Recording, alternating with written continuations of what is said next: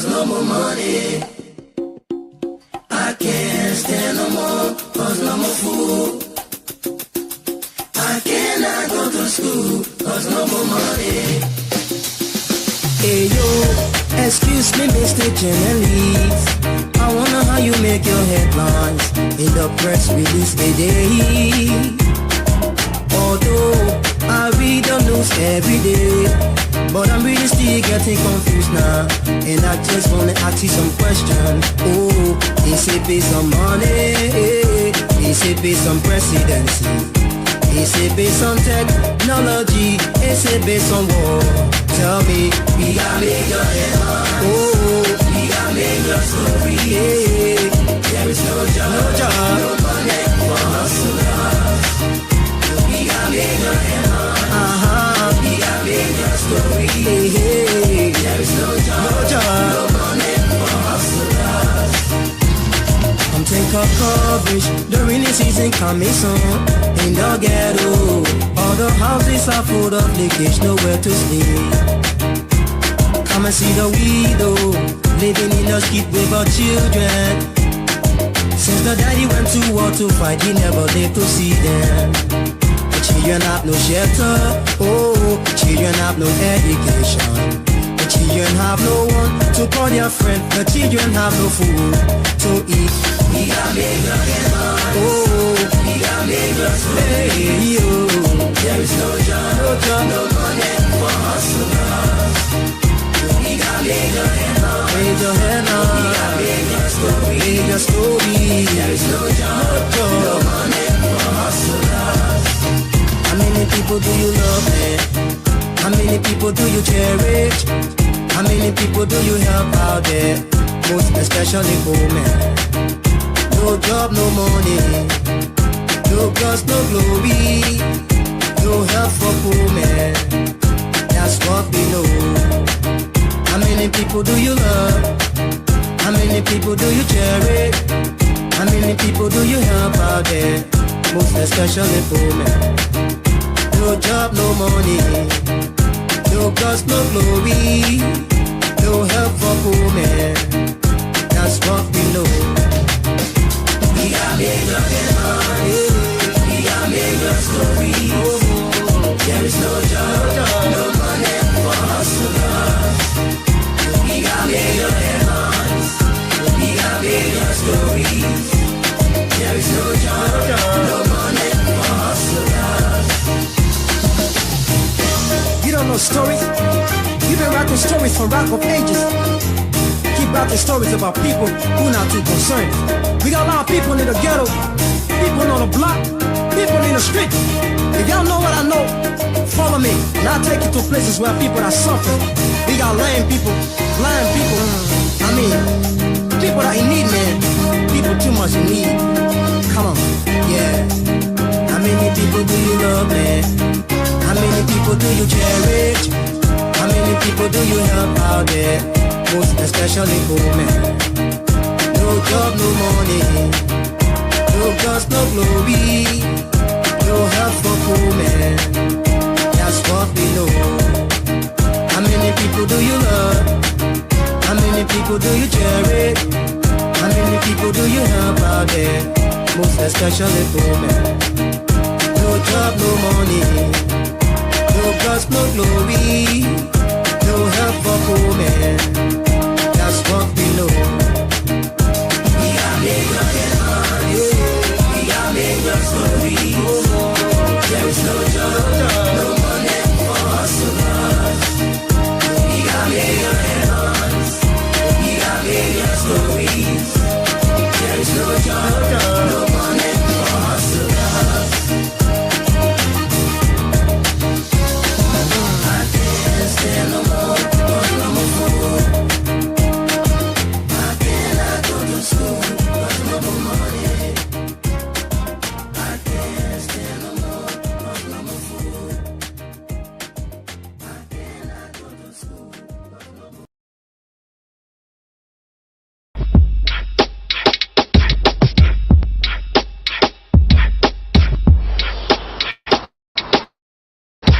It's a wake up call. Yeah, welcome everybody to the new Hustler Time to wait forever.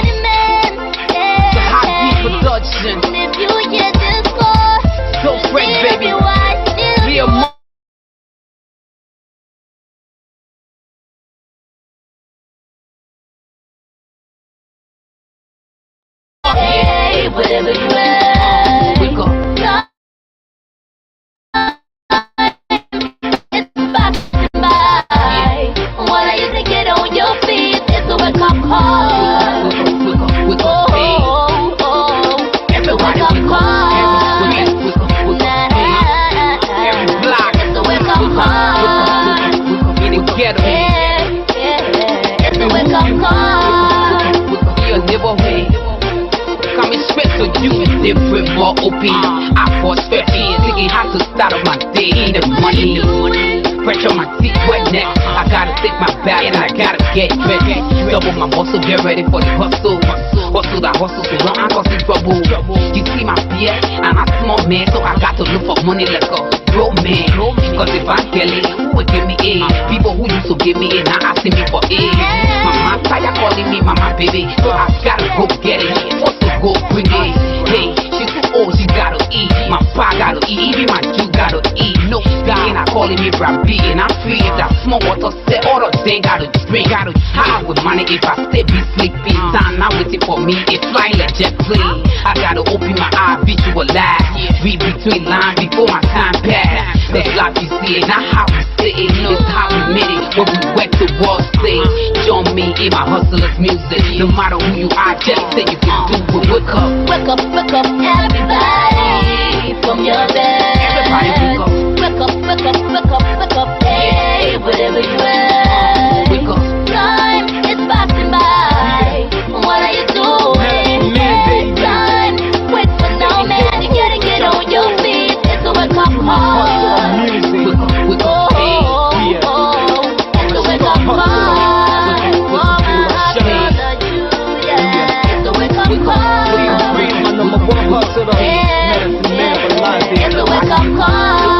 Get a boy. You are my master, the Jew. My old my pocket, we can get my Jew then. Wake up that time for the gentleman. From the lower man straight to the president. Wake up and do something for your motherland. Are you a pastor? Are you a doctor? Politician, rich man or musician? Are you a hustler? Are you a bachelor? Market with me, what's up? You better double up. They see the cost down, I listen man, anyway. To be with you gotta put on more any day. Don't stop and get the clock on the wall stop. Don't drop and get the engine in your body drop. To be successful, not a broad day wish. Practice while you preach, while you sow, you will reap. Don't mean in my hustle of song. No matter who you are, by the storm is on. Wake up, everybody from your bed. Wake up, hey, whatever you like. wake up. Time is passing by. What are you doing? Everybody wake up. Time, wait for no man. Electoral war criminal.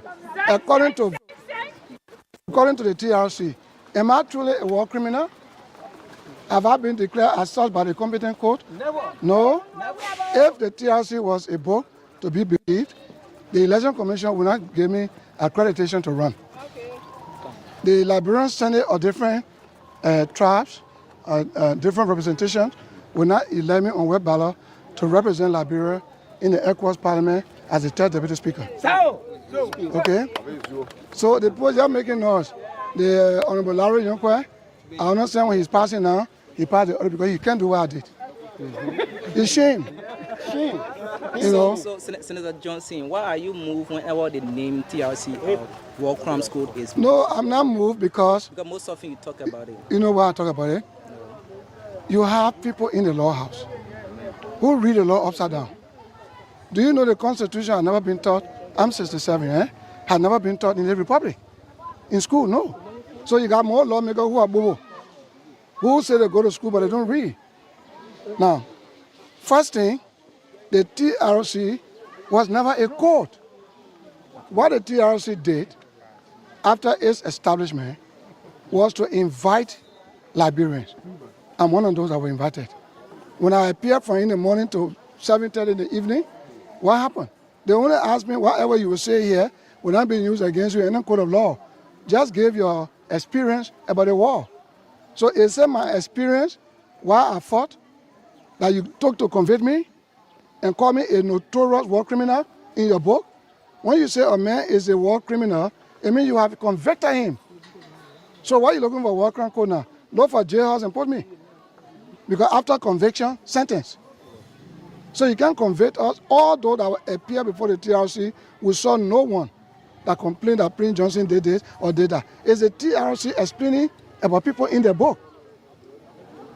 So is that a quote? Do you feel embarrassed being called war criminal? Yeah, because you see, you can't destroy people's record. Reputation is hard or something. It's what they use to stigma me. So when I'm running for the presidency, they know I can win. So they use that to rape, they use that to blackmail. So if I can be president, I'm president of my university, I'm here. I'm ambassador for Christ. But do you have intention of becoming president of this country? Prince Johnson, our leader. Prince Johnson, our leader. Prince Johnson, our leader. Why have intention of becoming president of this country? Let me tell you this. I ran for president. Had I been the president, I would have done many things unusual. I would politically or legislatively break down the government through decentralization. But you supported this government. Listen, I'm coming for that. I would have decentralized political governance constitutionally so that people can elect who govern them in the countries. I would have made good my promise. But people come to power, all government, all candidates come to lie. They use decentralization as a platform. When they get it, they don't because they want to centralize power.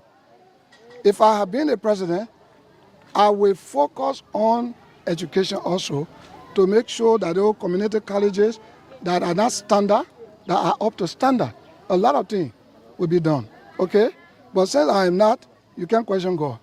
But I'm glad that I'm ambassador of Christ and I own a university, a decent one, not bati chicken hut. Over 50 of your colleagues have already signed. No, listen. Asking for the Listen, to be established. listen. Those people are on the wrong part of history. The first thing, if there was to be a war crime court, it's not possible in Liberia. Why? One key thing, the Rome statute. I went to Japan with Wale Duna and Laha Lasana. We brought it to Monrovia to have it ratified in 2003.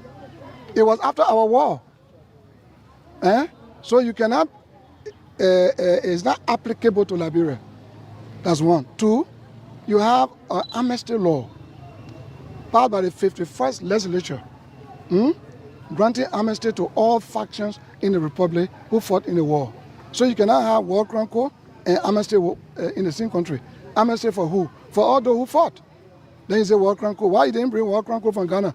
So if they could have been established in... It will not be established, so just leave that.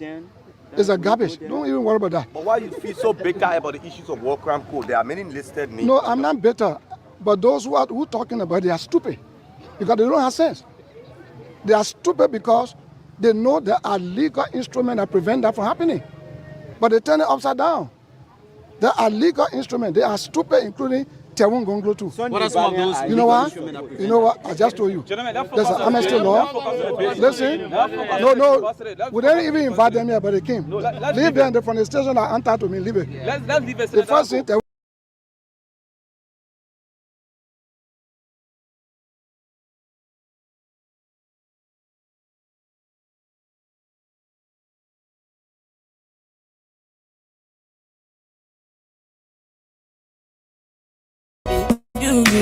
But you still give me it, yeah. Whatever be saying, I wanna give you praise. Unto you I give my praise. Because of you, I can say I lift my head every time I pray. Without your grace, A beautiful evening, Yavik Sam. I lose my Good evening to all of you and welcome way. to the Heat Tower program here on BKS TV. Unto you I Heat Tower is a dialogue and not confrontation. give my praise. It's a words and not bullet. Because of Today is the 22nd day of July, you, AD 2026. I can say I lift my head And this is how I like to welcome you this evening to the Heat Tower program. every time I pray.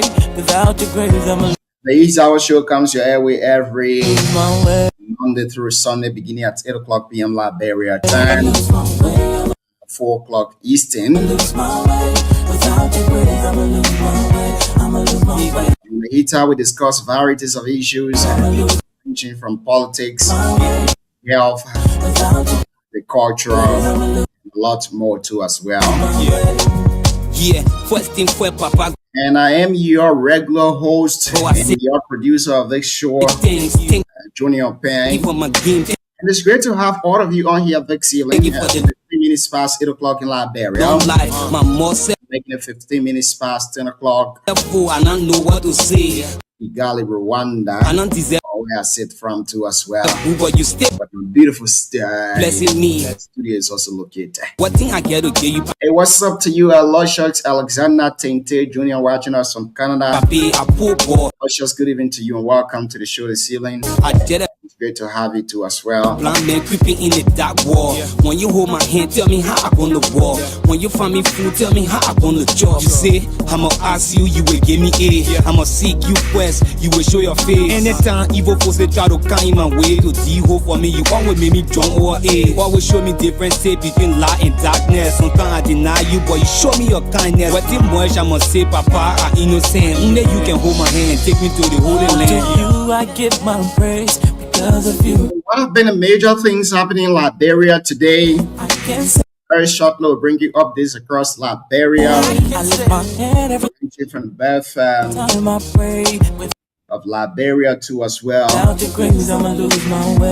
On to you I give my praise because of Before we do that, you. I can say tonight's edition of the show, I lift my head every time I pray. we'll be hosting someone from the Colombia Embassy in Liberia. Without your grace, I'ma lose my way. I'ma lose my way. I'ma lose my way.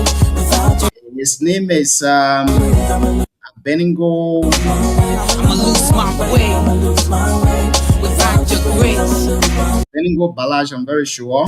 When I think about my past, all the baba thing I've been through, the ups and downs, tribulation I went Beningo going to join us here tonight on the show as we discuss a couple of issues, through, living with no hope, no shelter, no food, and I mostly with see myself today. Who I come here, thank you. the individual allegedly involved, Then I you, the father to the allegedly arrested by the Joint Security yesterday, fatherless, when no one was there, and I only you were there. the resident of You get life, you get hope the area where the drugs was confiscated from. to the hopeless. Council, Without your Beningo is the administrator. grace, how my life gonna be led? From glory to glory, you change my Beningo Poka is the administrator of whole story. the Colombia Consult You make my enemy she order, Satellite then I'm poor. in the Republic of Liberia. For nothing to something, So you join us here tonight on the show you put me in as we will be discussing issues surrounding hurry. Anytime individual allegedly believed to be a Colombian I feeding time, you who was arrested at the give me more courage. You always show vicinity of where they me differences between over 300 million drugs were confiscated from. light and darkness. So it's going to be a great show here this evening. Sometimes this We anticipate pass you, but you show me more information from the consulate too as well. kindness. Waiting more, Very sure he has been briefed I'ma tell you, Papa. because I was told that he appeared today I innocent. in a press conference on the issues too as well. Only you can take my hand and show me to Liberia and Colombia have a very cordial relationship. the Holy to Land. you As this I give my news often their relationship comes to an end praise because of due to certain issue maybe their citizens do you. I can say I lift my that is not in the interest of the government. head every time And in this case, Liberia is a no-go zone for drugs. I pray. So I'm hoping and praying that if it is confirmed, Without your this huge quantity of drugs that we're talking about, I'ma lose my way. government of Liberia, To you I give through the Ministry of Foreign Affairs, will my praise do some kind of communication to the Embassy of Colombia, because of you. I can say I lift see what's going on to us. my head every time I pray. Without your grace, I'ma lose my way. I'ma lose my way. I'ma lose my way. Let the prodigal son. I'ma lose my way.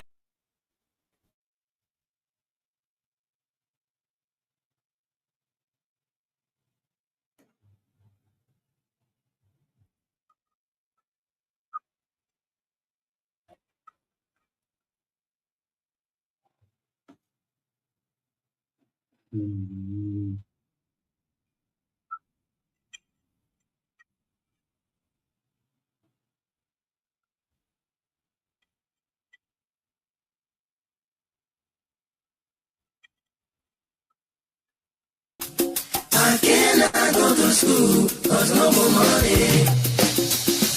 Hey yo, excuse Welcome to the segment of Update Across Liberia. me, Mr. General.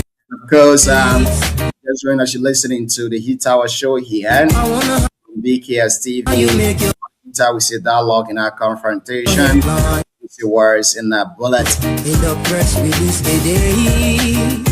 Today, the Attorney General of Liberia Although I read and the Ministry of Justice the news every of the Republic of Liberia day, issue a statement but I'm really still getting on the seizure of cocaine at the Doha Zone, confused RIA Highway, Magibe County. now. And I just Statement was issued today. wanna ask Give you a key takeaway from that statement too, as well as the show unfolds here this evening. you a question. Oh, is it based on money?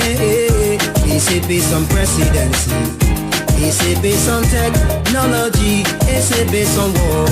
Tell me, we gotta make your head on. Oh, we gotta make your story. Yeah.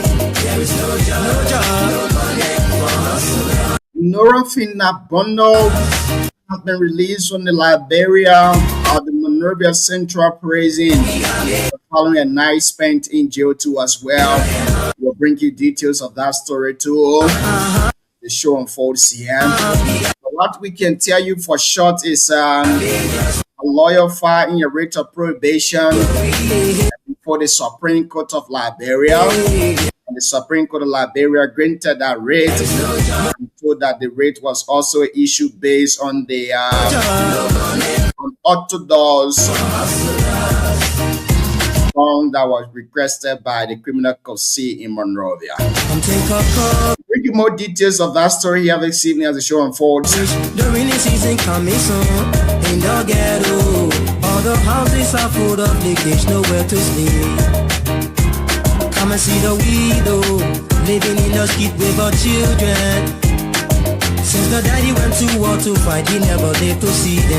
Resident of Mansourado County, Electoral District 3, are accusing Representative Sumo Moruba of Electoral District 3 The children are of neglect, so shelter. citing poor roads, Oh, lack of bridges, and safe drinking water in that part of Liberia too as children well. have no We bring you more stories of education. or more details of this story here this evening. The show unfolds too as well. Children have no one to call their friend. The children have no food to eat. We got make your head on. Oh, we got make your hey, yo. There is no job, no money for hustlers. We got make your head on. Raise your head on. We got make Ahmed D4 Chairman Dennis your story. There is no job, no money. Ahmed G4 Chairman have denied drugs allegation and threatened legal action. Calling to Ahmed International Ltd Chairman People do you of Nada Ad-Haj dismay social media claims linking him to reported drug arrest in Liberia, calling the allegation false and defamatory. many people do you cherish? In a statement issued on Tuesday, AG How many people do you help out? said the viral photo was taken during an official inspection of Yeah, Ahmed 4D project site most especially by former President George Manawia, CC officials too as well, and has no connection to any criminal investigation. He urged the public to verify information before sharing it. no job, no more Call for removal of the post money. and warned that legal action could be taken against those who continue to spread these allegations. No gods, no glory, no help for poor men. That's what we Vice President Jeremiah Kpakong know. has confirmed Liberia.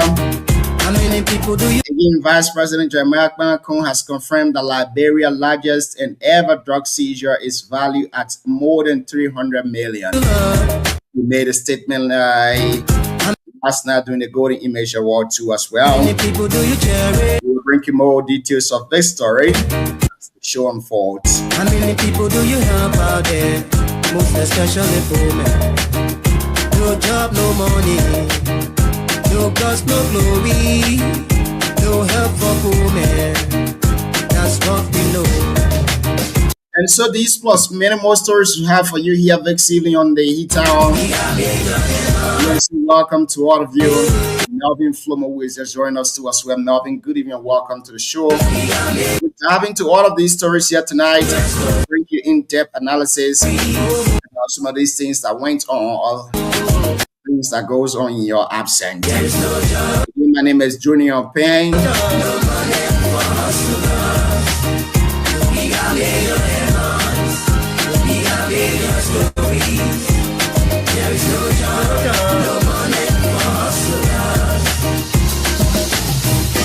You don't know stories? You've been writing stories for rap for pages. Keep writing stories about people who not too concerned. We got a lot of people in the ghetto, people on the block, people in the street. If y'all know what I know, follow me, and I'll take you to places where people are suffering. I'm going to take you to places where people are actually suffering, and it's great to have you guys on here. Vex Elim and Pape. There's a pink pie is watching us. Vex Elim from College in Sanicoli. Welcome to the show too as well. It's great to have all of you. CEO, what's up? How you doing, Chief? Good, man. Great to be back. Well, you know, the interesting thing, we are hosting one of our brothers.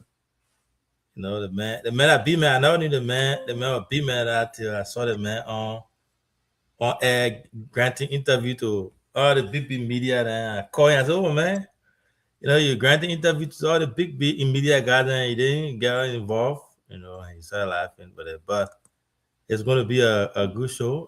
Benny is our brother from District 5, and we will be hosting him tonight. He happens to work for the Colombian embassy there in Monrovia, so we'll get a take from him. But a lot been going on, you know, behind the scene. Most of the stuff that are taking place, you know, I have been talking to you about it. I predicted almost everything that has been taking place. Some we don't say on here, some we say in the back, and to watch them unfold as predicted is troubling. At the same time, also encouraging, because these guys need to be brought to the book. One thing before we go through all the topics here tonight, before we bring a Benigo on, one thing I want our people to know is this whole drugs thing is not joke. It's supposed to be apolitical, where people have to address it from a patriotic standpoint without inserting politics. But you know, that's the country we live in. But it is not good for our country, and it's not good for Liberia's image. And this is a start. It's the start to something big to come. And with the international community now focusing on Liberia when it comes to the drugs. I mean, we may say on our little platform here, but Uncle Sam, I said it before, Uncle Sam and Uncle Sam, meaning the U.S. government and other major international actors are taking this very seriously, you know, to start seeing your country on BBC and other top media outlet. That tells you that it is serious, and this has to do with drugs trafficking. And the drug trafficking don't come just by itself. It also comes with money laundering. It comes with so many things. It comes to instability, and all kinds of bad things that Liberia doesn't need right now. But sad, that's where we find ourselves, and that's where we are, and we will be able to talk about it tonight. But yeah, welcome to our followers. We look forward to having a wonderful show. Let me see if I can get our guests here to join us. Thank you, CEO. Again, I agree with you 100%. I'm one of those who actually do not support any type of drug, whether be it weed, and most of all, the boss of all, cocaine, having the huge quantity seized from Liberia. But I saw the Minister of Justice released today, which I know we may be or probably discuss it here this evening on the show. But it's some way, somehow, is security minded. We will not go depth into it and give our audience what maybe they want to hear from us. But again, I feel like something is not right, in my opinion. the first arrest that was made. Some of the information that we needed from the first arrest, those information were given tonight. When you follow the drug law, the amended drug law of Liberia, the law says every property used in drug cases in Liberia, those property will be confiscated by the government of Liberia, and it will be used by law. It should be auctioned, and the fees or any other liquid from that auction will be used to build up the capacity of the LDA in Liberia. We expected that to have happened ever since, but according to the Joint Security, according to the LDA, they were working on some modalities, but then they are also linking this recent over 3 million confiscation to the 19 million. So what I can deduce here tonight on the show is that apparently this 3 million was, this 300 million is part of the 19 million that they had with them. But again, the 19 million, all those that were involved, some of them are still at large. Yeah. Now the 300 million, that's another issue that we should be discussing. So for the LDA or the Joint Security to come and brainwash the Liberian people and start to tell us that they are both connected, I don't think so. But again, that's another discussion for another time. Our guest is in the back, Mr. Abednego. Abednego is here this evening. Abednego B. Is it poker? You say the man from DG5. I'm going to call poker from DG5. The man tell you,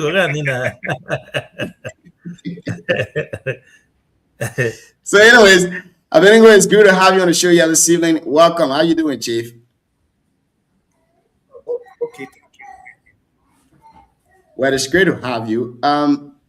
No, I will go to see you after, but by tradition of our show, tell us your name, where you hail from, a bit of your education. Okay, thank you. So, a bit of your educational background, your professional history and stuff. Let's start from that. Are you hearing me? Yeah. Yes, sir. Okay. Sorry. Let me. I do it may not be man. May they call him man. You want to answer the call and can't join back? No. I want to put this phone on flambeau. Oh, okay. Okay. Thank you so kindly for the opportunity. Yeah, I think there is a delay. Yeah. Abednego, are you hearing us? Yeah. I'm hearing you. Are you getting me? Yeah. Yes, sir. Go ahead. Okay, thank you so kindly for the opportunity provided. We are so grateful. I'm hearing you. Oh no, the delay. I think it's a delay. Go out and come back in. That's it. That's it. You can take it. You see, you know what? Aloysius and Chris. Aloysius and Chris always like to put entitlement to people. I did all my research today. Which Nothing. Aloysius. No, I called Aloysius after they woke up, and he said he was where you were going to call me back. Then I thought, man, I call me back, yo. Yeah. Yeah. So you know the man in your kind our late district 5 minutes that we're trying to somebody will say protect the content of your basket. We're trying to protect the content of our basket, but you see the men from Tapeta, from Pabli, they will kind of start taking our men from us. Oh, what's up with you now? But anyways, Aloysius, it's good to have you on here this evening. Abednego just joined us in the back. Let's try to bring him on. All right. Abednego, welcome back, Chief. Thank you so kindly. Are you hearing me? Yes, sir. Okay, I know. Let me say hi to my big brother, Avi. It's a good thing to give him this platform and the opportunity to speak to the Liberian people on thematic issue that every citizen in the Republic of Liberia is concerned about. Basically, let me quickly, somebody said they want to know my background, my educational background. They want to know pourquoi did not come from Buyao. But that's not the issue. But let me get to it quickly. Like I said, I was born in Butuo City. That's the city because it's my place of birth. I will agree with you. My father hailed precisely from Kpabli district. He came and settled in Butuo as an army personnel, combat medics, and there where he got connected to my mom, and they brought me forth. So I grew up throughout my life in Buyao. Where you from? You from Buyao? You from District 5? Correct. So, guys are calling you from Buyao. So I think it's all my brother Alosha saying the man from Kpabli. Yeah, nobody Alosha. To be honest, my father diligently served the district, so I'm associated with Buyao. I'm a proud person from Buyao. Everything I do, even it came a time my name on Facebook was Butuo Peace Ambassador. But however, somebody said my educational background, I hold a bachelor degree in education administration. I got a BA, and I hold a master's degree in public policy. So from Kenyatta University anyway. I know you want to know the institutions because my brother from East Africa also. So basically that's me right there. I'm a teacher by profession. I've been a little over 18 years in classroom, both in high school and that of teaching colleges around here. But I want to be briefed to not use much of your time on my intro, so that we can move forward, because there are so many concerns surrounding this issue, of which I've been invited by my own radio station to make clarity. Yeah, so again, it's great to have you on here this evening. The guys from Butuo just joined us. So I think the man got to tell it. We got to tell the Butuo people hello your friend before we go further. I forget about the people joining. Yeah. Okay. Hold on, Gee, wait, my man, wait. We eat this to fire. Relax. Let me point. Let's have small. We are in Butuo. We are possessing our possession here tonight, Luscious. Of course, yes. Probably, but you have Clinton in the studio. Clinton is reporting directly from District 5 Butuo, right around the compound there. You know where our radio station is? I've been at studio on occasions. And then I want to say hi to Clinton and let the people know that one of their sons is on air tonight to discuss major issue. Clinton, welcome to the show, man. Thank you very much, Theo. And you know the man I in studio? I know. Oku Beningo Coco. I know him good. And I've been CDC people there. Oh, man, and I CDC been there. Make me thought the man.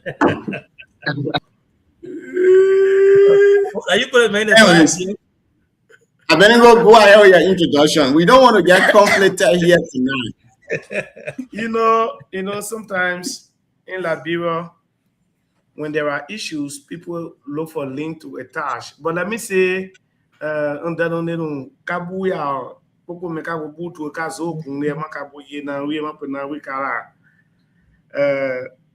Miami is my John brother. I'm picking there. So it's not strange to me. I'm not strange to him. I'm more known in Buyao than Kpabli. It's just that my father name Kpabli is a household name. I'm not sure.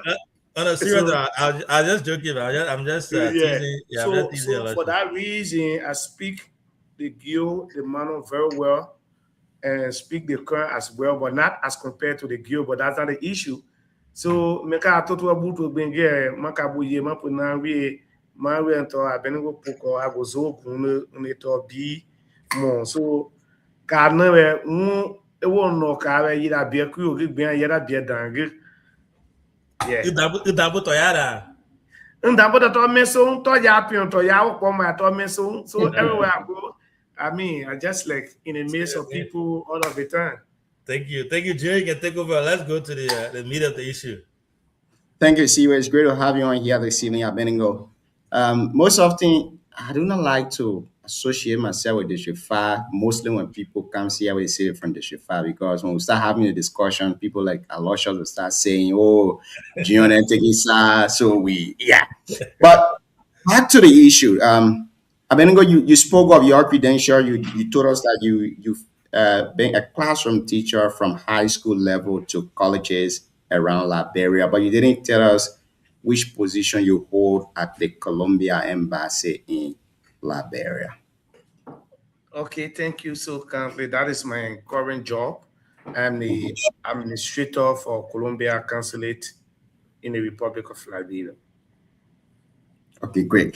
So that's why we've invited you here tonight. The recent drug bust in Liberia, we are told that an individual arrested at the vicinity or at the scene where they arrested those drugs, one of them is a Colombian national.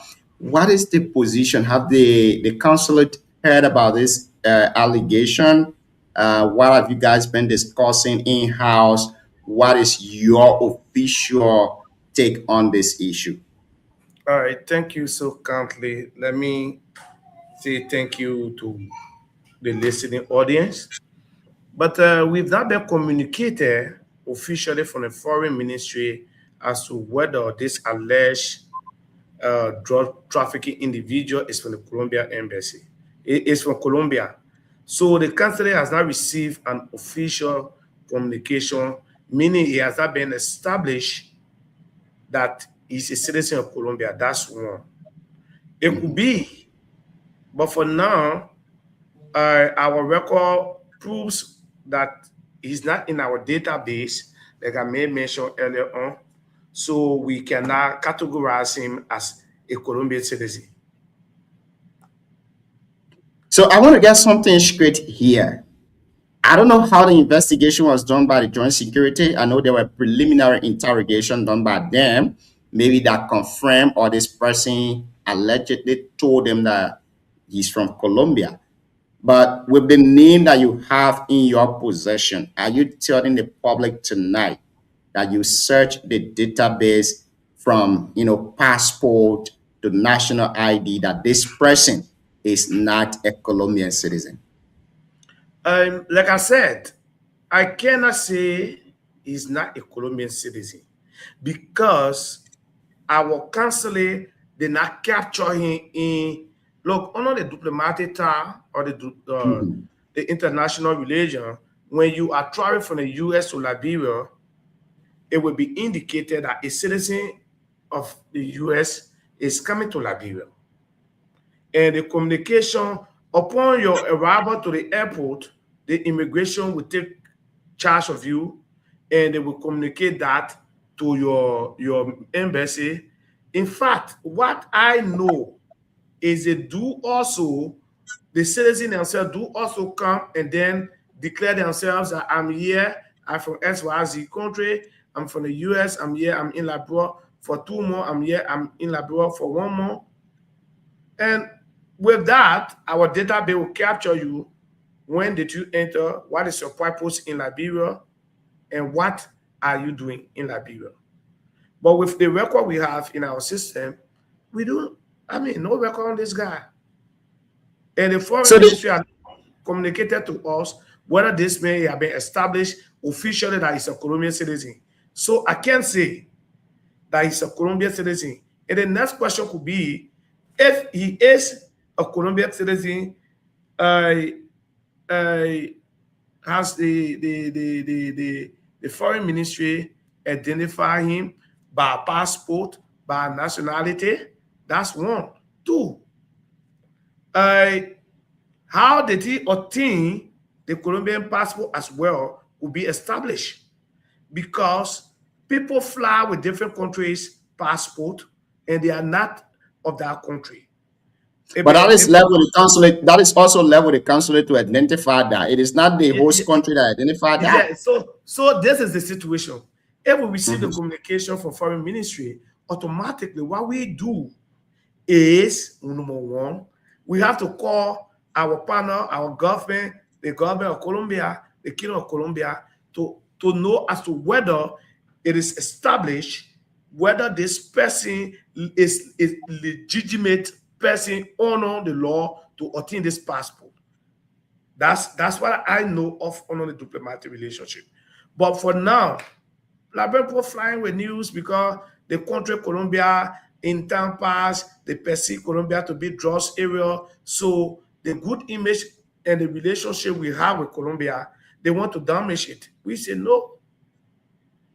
So once you heard this information, Colombia have had this stigma before internationally that they are known for drug trafficking, they are known for producing drug like cocaine and other stuff.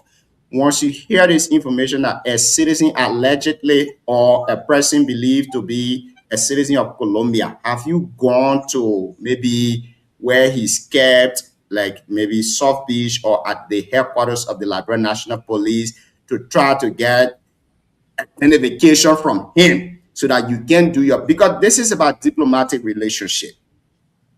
If this happened to be, like you're saying right now, it is not established that this person is a Colombian citizen, but if it is established that this person is a Colombian citizen, then I think the relationship that Liberia has with Colombia would be some way, somehow triggered.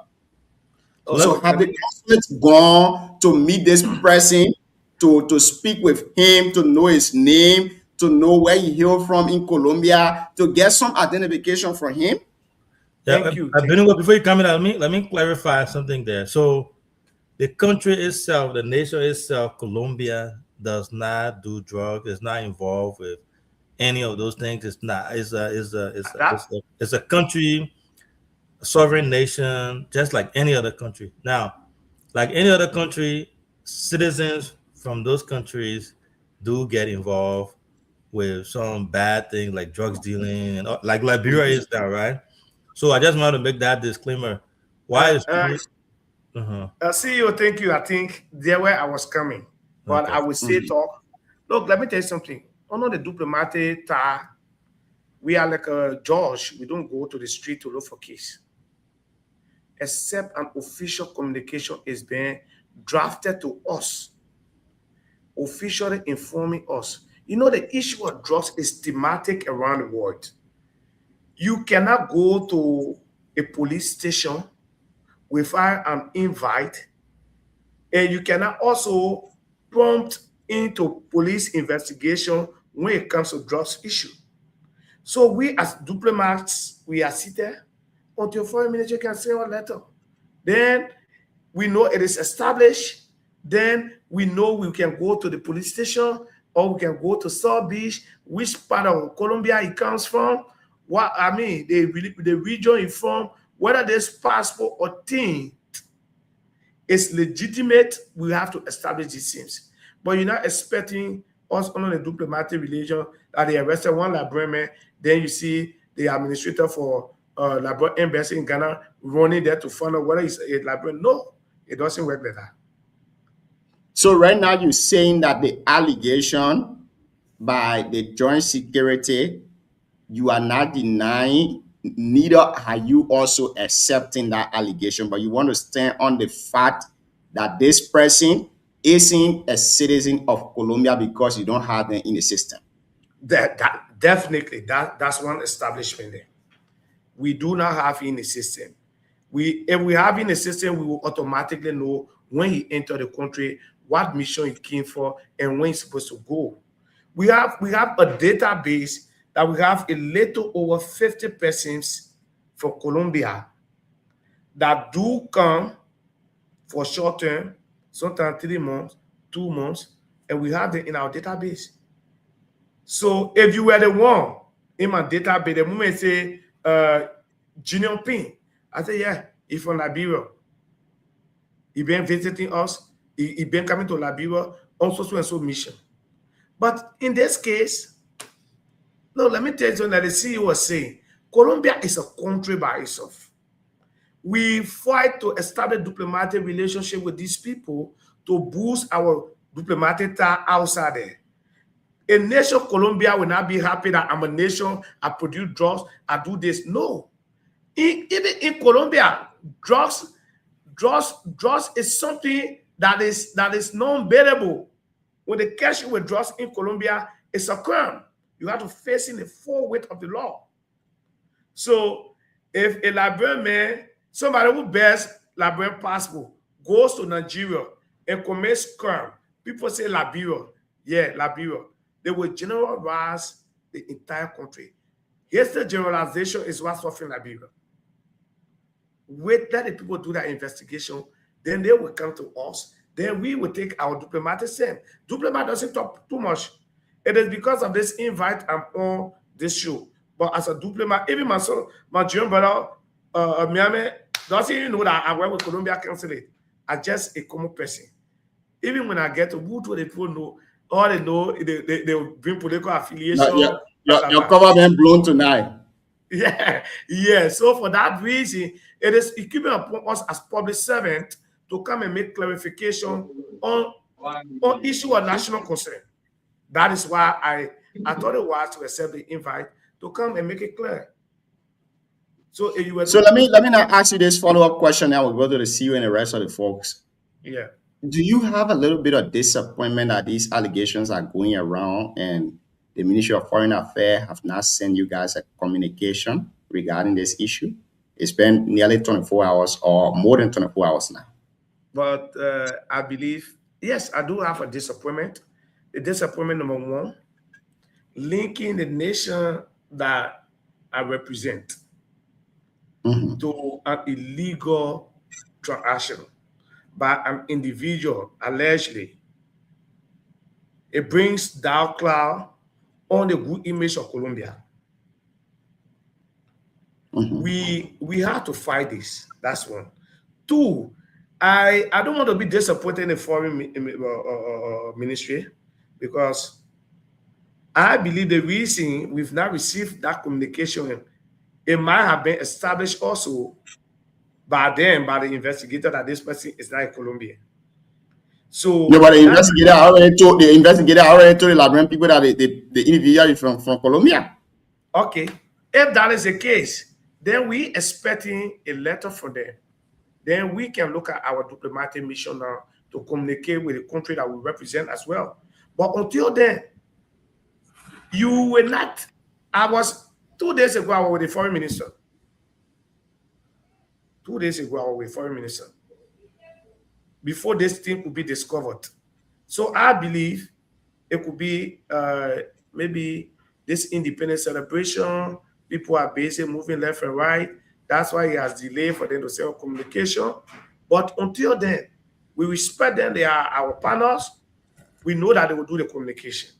So the communication, we cannot go to them and say, why is it this? You can't say what communication. No. But it's incumbent upon them under the diplomatic law to make it clear to us by documentation that this is one of your citizens who is in this act. But mind you, the law is the law. If they hold you with drugs, illegal substance in Colombia, if you can face in the law, then what more about Liberia? Our concern has been, this is the issue. If he's an individual, the diplomatic relationship is there, but he will face in the law of Liberia. The crime was committed by an individual. He's in Liberia. He was arrested in Liberia. But until the foreign ministry and has spoken to us, we cannot blow our own trumpet. But do you think that the delay from the foreign ministry is also maybe tarnishing the reputation of Colombia to Liberians as a whole? Oh yeah, the issue of drugs is not something that delay is supposed to be in. Every one of us are striving to make Liberia a better place. So I believe administrators at foreign ministry will do a communication in a subsequent time to us. Then we ourselves will do a follow-up with the passport number, the issue date, which part of Colombia this individual is from. Then we will say call the media houses to let them know that yes, it has been established through foreign ministry in our country, Colombia, that this person is our national. But then the government of Liberia needs to take our own responsibility to go through the process, whatever the case will be, whether prosecution whatever. The law is the law. The same law in Colombia is the same law in Liberia. So we are not negating the fact that they have delayed. Well, I don't take it to be delayed. Diplomatic relationship takes time. It's an official something. It's not the way people perceive issue out there. So I know they will do a formal communication to us, and our doors are open to them. They will send it, and we will receive it. Thank you. I will stop here for now and turn over to the CEO, and maybe he can ask you some questions from that angle too as well. Who knows? Maybe the people from the district want to call in today too, and talk to their son. And maybe also the reason for the delay could be based on the investigation that's ongoing, other security factors. I also learned that the guy he has two citizenships. He has a Colombian passport and also a Spanish passport. So he's not just a pure. So there are so many things there that I'm not with them, but I think they could be trying to figure out, like Abednego said, where he got his passport. Is he a real Colombian or something he got from different places? Remember now, the man they caught with drugs, so you can't even trust this guy. You can't trust him. Yeah, so you can't trust this guy. But first of all, I want to say I'm proud of you, my brother. Thanks for all you do. You know, you are representing everyone well, and we are proud of your accomplishment when it comes to your career and educational sojourn and all those stuff. For Colombia, though, the embassy, how often do you guys have a relationship with Liberians that live in Colombia? How many Liberians travel there? Do Liberians travel there? Do you do business interaction with Liberians through the Colombian embassy? Do you know of the amount of Liberians over there? Do they have Liberian embassy in Colombia and so forth? Just not details. Don't have to go into details, but just brief. For what I do know, Liberians do come here. This is a consulate. On record, we do not issue visa here. Okay. Yeah. So when you come to apply for visa, we give you all of the procedures, documentation needed for your visa to be successful. We do everything, and then we refer you to Ghana. You go to Ghana. It is in Ghana you obtain the visa. So, if you've been issued a visa, before they issue you a visa, they will firstly have to call and confirm as to whether you are the legitimate Liberian, whether you visited us, whether they will scan your biometric, send it, verify, we send it to Foreign Ministry and do all of those stuff. So that is a procedure. So the same way we strive to establish a consulate here, it is incumbent upon the government of Liberia to also establish our embassy there through the diplomatic means. So it's an easy thing. So off record, I do not have the total number of Liberians living there because most of our processes are done in Ghana. Okay. So obviously, CEO, you know, when you get visa, they will tell you, say, yes, we issue 10 visa to these people at so and so time. They are from Liberia and they went to Colombia. Your database will catch up it. Right. But here we recommend you to Ghana. Some people can be in Ghana, they call us when it's normally your interview time in Ghana and what have you. So speaking to be holistic to say we get 200 persons or 200 Liberians living there or 50 persons.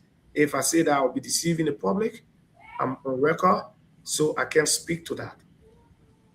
Yeah, you know, the reason I don't know, this may lead to my next question. It was interesting. I didn't know they had a Colombian embassy in Liberia till I saw you as a Colombian embassy man speaking. I go look, I see you. I said, well, I wonder how they see man with a different man, and I tend to be my own brother. That is it, man. No kosu, nothing. So I was little. You know, unfortunately, today I decided to go cash up because of Independent Day traffic jam. You get car, say you have to get on motorbike. So I said, let me wear cash up to get to office. But then, unfortunately for me, when I came, journalists already besieged the office. I can't say I want to go back home to change because the clothes doesn't matter to me. What matters is the issue under discussion. I have to address it. So I'm a public servant. I have to tell the people what was unfolding. Thank you. How long the embassy has been open in Liberia? How long has it been operational? Since 2017, we've been here. We have been here for a long time. So I just came as administrator. I took over little. This is pretty close to 1 year now with them.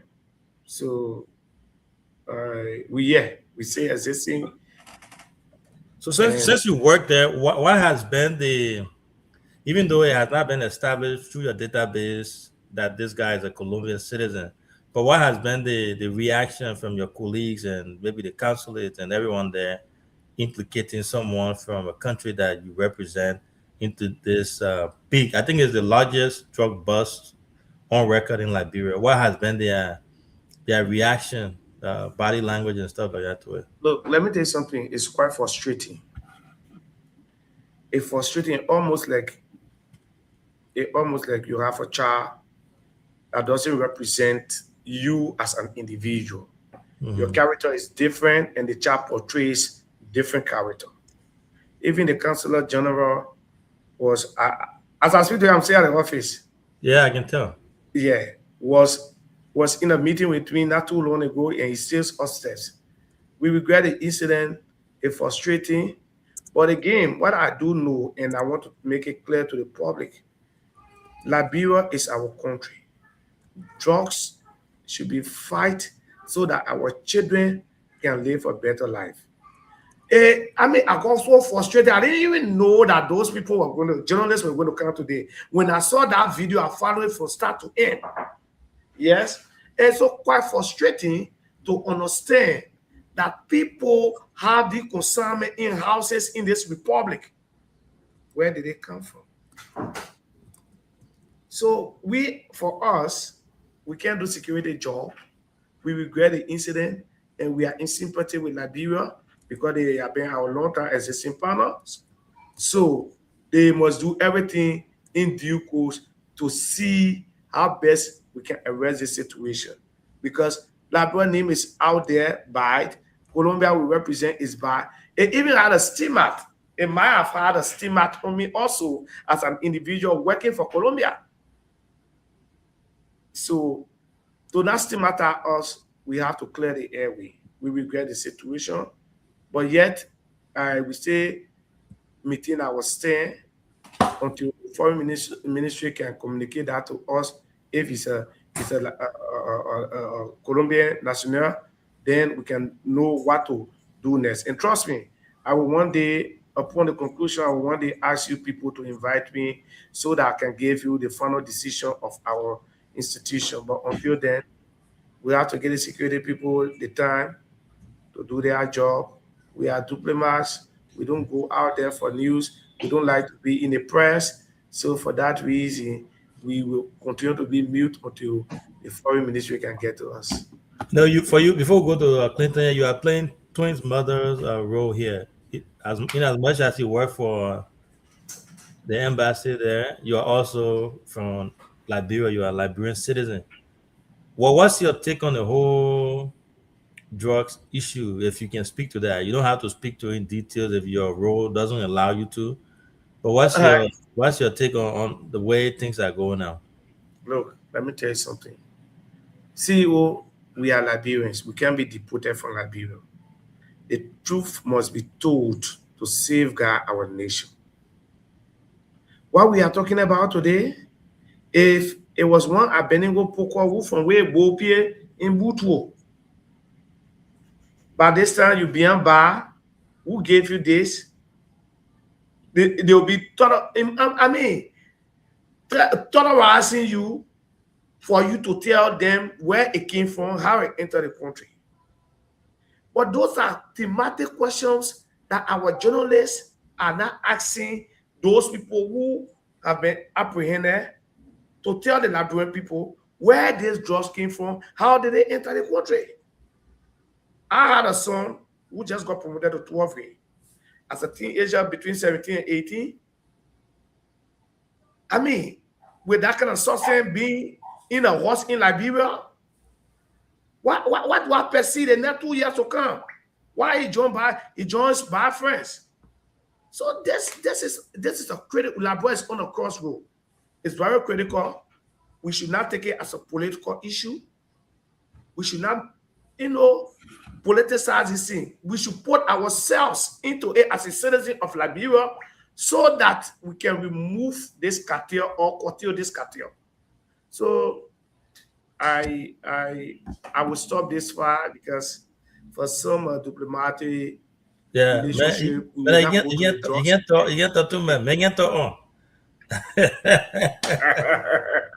I'll stop there and then we'll go to I think Clinton. I would love for us to go very much in depth with this conversation here tonight, but I've been strategically placed in a way that when you carry in this way, you say diplomatically. I can speak on this diplomatically. So, but again, the information we are gathering here tonight is very important to us, and we really appreciate it. And we'll go to Jackson. Jackson, you can ask your question if you have any, and then maybe after that we will let go of the administrator here tonight. All right, thank you very much. For me, I don't have much to say as it relates to this issue because I was just following that today on the Facebook. I don't have more information about that, but what I understood from the both of you, along with Mr. Koko, what I really want to understand from him is that he's saying that his record in his database does not show this guy to be a citizen of Colombia. So I don't know whether there is maybe penning, maybe something that they are going to do to find out maybe if this person is from Colombia, but then the way he entered was not maybe illegal. I don't know what that's what he was trying to say. Maybe he's from Colombia, but the way in which he entered in Liberia was not something legal that they have record on. That's what I really want to understand. Okay, thank you. Let me tell you something. At the border of Butu, from Doba to Butu, before an Ivorian crosses the border to get to Liberia, immigration officers are there. They check down the person's information. Who are you? I am an Ivorian. I'm going to Butu or I'm going to Banwie, and the list goes on. You automatically track the persons down. And when they get to Banwie, they do also have the French or the Ivorian quarter that will be established by, I just giving Sinosi or local government, that will be established by the Ivorian chairperson to authenticate. And yet the person is here from Africa, from so and so. It's been established back to the international scene. If the CEO gets to Liberia, assuming that he has an American passport, he will be on visiting land. Obviously. Not blow my call. I'm from Liberia. That's why I said assuming. That's why I said assuming. So he will be on visiting land. They will not be dealing with him as a Liberian. The reason he's on visiting land at the airport is for immigration to do due diligence and tracking as an American, for example. The immigration services will get record on this person. The immigration services, every entry, port of entry, immigration do inform the foreign ministry that these are people, number of people from this country travel, number of people from that country travel, and they pass through the airport of the Republic of Liberia. Now, coming with a passport to Liberia, when you get to Liberia as a Colombian citizen, the council is open. Bring yourself forward. I came for tourism. I came for the visit. I'm doing this. I'm involved with this business. Because when there are emergencies, the country, Colombia, wants to evacuate our citizens from Liberia with a case that happens in South Africa. There was specific database on the citizens in South Africa. People who they brought, they were legitimate people. So if you were living in South Africa, for example, and you went through Kwasa, let me use Liberian English. Kwasa means the embassy will not record you, then they will not regard you as a Liberian. So for that reason, under the diplomatic law, if we do not track you under our database, obviously we will not recognize you as a Colombian citizen. And mind you, an individual who transits or who goes on with drug trafficking, probably in my mind, he will have more than 2-3 different passports. In my mind, the man is not a peaceful citizen. He will want to confuse people. Today, he might have entered in Liberia with Colombia passport. Tomorrow, when he travels to X country, he might use a Liberian passport, for example. So when they're tracking down, the passport that he will track with is what they will use. That's why we are saying to the Liberian government, our doors are open. If he's a citizen of Colombia, saying details to us, communicate that to us officially, we'll call our counterpart that we are representing Liberia, so that we will know as to whether this passport is legitimate. I am not saying he's not a citizen of Colombia. I am not equally saying he is a citizen, because he has not been established on our diplomatic relationship or diplomatic mission that he is a citizen of Colombia. Yeah, that's why I do say, I do have to say tonight, and then that's why also I will also say for people to understand, here's the generalization in this country. You say, I say, has issue. It misleads the nation, and when the right thing is shown now, people don't go for the right thing, because the first woman that came already supposed to see everything. But on our mission, we can't say he's not a citizen. If he's a citizen, we'll be in sympathy with him, we'll be in sympathy with our country, but the law of Liberia will take its course on him because of an individual action. He's an adult body. I 100% agree with you, Mr. Benigno. Diplomatically, Liberia need to notify the consulate of Colombia, by the way, in order to inform you guys as to what is happening. But again, one may say this is a national security issue, so maybe they're trying to get other information first before informing the consulate that we've arrested or we have this person as person of interest in relation to this case, but then the person have the passport of Colombia. I don't know. My little information of diplomatic relation is that in the first 24 hours or 72 hours, the consulate need to be informed of their citizen, that your citizen have been involved with XYZ act in our country, but our law will prosecute the person according to what our laws say. I don't know what is happening between the consulate and the Ministry of Foreign Affairs in Liberia, but this is what I know a little bit about diplomatic relation across the world. But again, we appreciate you for coming on here tonight to make this clarification. It was something that we needed, and I think the consulate too is also doing well to make this clarification, because the name Colombia, many of us, we don't know which country Colombia is located in, or which continent. But when we hear Colombia, we think of, okay, Colombia, a country where God drugs, and they got plenty of people there that can do drugs, blah, blah, blah. So we believe those stories.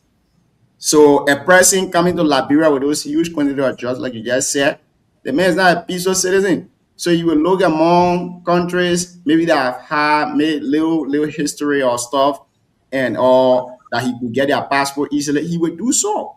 But again, I appreciate you, Abednego, for being on here tonight. We look forward to you when you guys have the necessary information, that will be extended invitation to cover any other press conference that you will have there at your office. So before we let go of you, let me hear from the CEO. Maybe you got something to say, and then we can. No, I just want to say thanks to him. You know, it was an impromptu invitation. As you know, I reached out to him. He never hesitated. But the man can't say no to probably not know where the military mean though. No, big brother. Yeah, man, get diplomatic calls there, you will kind of. You see, but man, I think talk about if I assume or you assume I got a U.S. passport, we're talking to Bhutto people or District 5 people to that. So I want to disclaim. No, but see, anyway. See, I mean, no, the thing there. I'm just messing with you. The thing there is clear. I was just giving a synopsis so people can understand how diplomatic mission works. I will use it as a practical example because you and I in conversation, but I mean, know him anyway. I'm so sorry. Yeah. No, you know what front I'll put it. They're not joking over that. But anyway, I'm just joking. But thank you for coming, and we look forward to hosting you after everything is said and done. And you know, when you know or you hear about anything that is media worthy regarding this whole Colombian stuff, please don't hesitate to reach out to us. Even if you can't appear, just let me know. So we can inform our audience. But other than this, when we have things in the future that has to do with our country or anything else, feel free to reach out. This is I don't have to tell you, it's your own radio station. We all started this together and all that. So I want to say thanks to you for coming, and thanks to your boss too for allowing you. And I think the media appearance too is good. I listened to your press conference earlier today. Brilliant. You did a really good job at conveying the message that needs to go across. But thank you so much. We look forward to hosting you again, and have a good night. Your parting comment. Talk to the people, or tell people that you leave here. Okay, thank you. You know, CEO, before I give my parting comment, when I enter Bhutto, I don't put education ahead. Clinton is my living witness here. Nobody knows my educational background. Because when I get to the people, don't make yourself big. Bring yourself down so that people will understand and know you as theirs. For that reason, when I enter Bhutto or Buyao, you and myself not get Bhutto. Let's discuss what we're able to discuss. But so, on the other hand, when you speak on that other issue, can I say something short to that? Yeah, go ahead. Now you're not making our little brothers and sisters from that place to believe that education is important. No, you get it wrong. No. How come you have your status? You have who you are. You appear there. You want to blend into the system and make yourself to be one of them when you know that you've been elevated from the stage you were before when you were in that place to the stage you are currently. No, I think I disagree with that. How come you I know you will disagree with me. We're in the 21st century.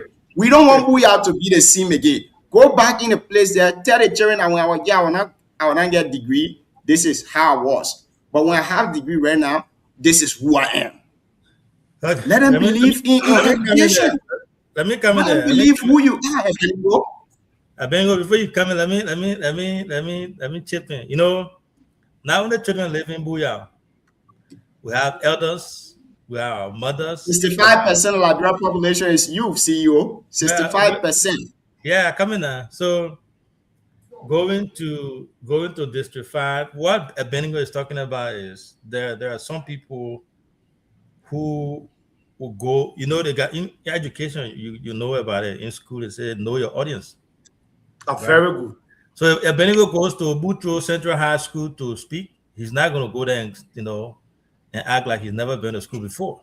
Not at all. Generalize the conversation. No. Generalize the conversation. That way I came in to make clarification. That way I came in to make recommendation. That's why I'm debunking it. You know your audience. So if I enter Bhutto and I'm going to the Oman and the Pape there, I'm not gonna go and talk about book. I'm not at all. Education. But if I go to Bhutto school and things to talk about, to give speech or talk, I will talk about education. This year you're helping your people Bendigo tonight. Yeah, so let me get to that issue. Let me tell you something. Quite recently I decided to update my profile on Facebook because the very Clinton, Jackson, that here, and other guys have gone together in Bhutto town to start cattle law and who get degree, who is their people that get degree, Because my whole life is not on Facebook. We do receive call from them. So when I'm graduation is just a ceremony.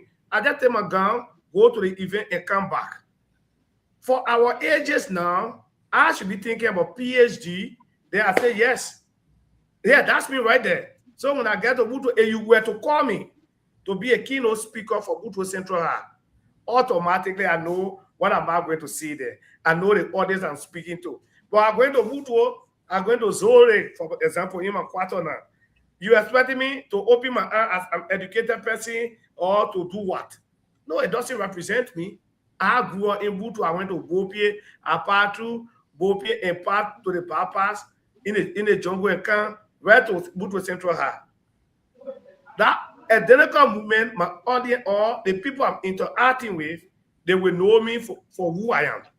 But if you were to call me, for example, you want to call me as keynote speaker for Glory Public School. I'm going there as educator. I'm going to speak to educated people. I'm going to motivate the young people that will be graduating. So that decision is different. But in this direction, my brother, you see me able to be my short answer. Anyway, I see you and the CEO. I will just give you a chance because the relationship that you and the CEO share is very deep.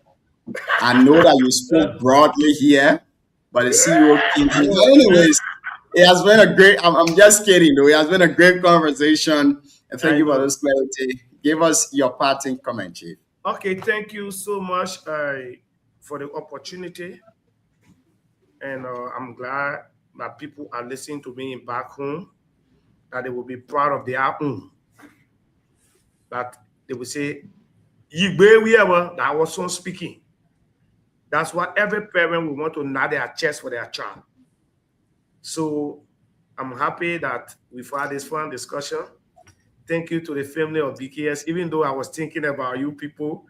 But in a subsequent time, I know exactly what I will do. I can't say here now because you invited me today. Because most of the time when I go to station manager can be asking, my man, they are over the session. Why are you bringing for honor? Every day can do the one for the person, do the one for the person. So I get on mind this year. I work it towards it. Thank you. It was a nice time talking with you. Our doors are open for any other thing. Just feel free. People are Ivy. Thank you for the opportunity. And thank you. Apobuya ame kazu katotore Ivy zukwa kwako maka independent yomu. So July 26 is coming on Sunday. So happy independence to everybody. Thank you so kindly.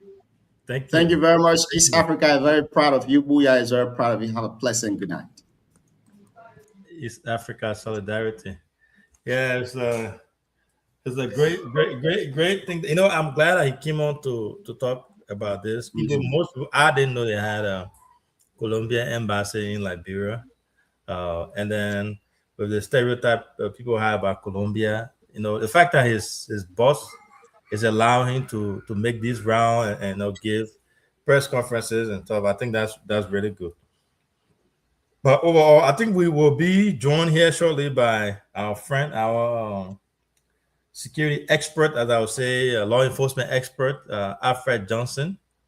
Here shortly, he will be joining us to talk about some of the major things that are happening in Liberia. He has been writing some articles. He has different take on it from his background. He will be joining us here within the next 5-6 minutes. And once he does, we will be able to pick up from there. But, you know, I think Abednego made some points. I think the reason why probably they have not reached out to them yet is because of the security implication of this whole thing. But I still believe there should be some type of formal communication, even if it's between them. Who knows? Maybe he doesn't know about it because of the role he plays. But there has to be some type of communication between the foreign minister and the consulate there, or even their government as a whole.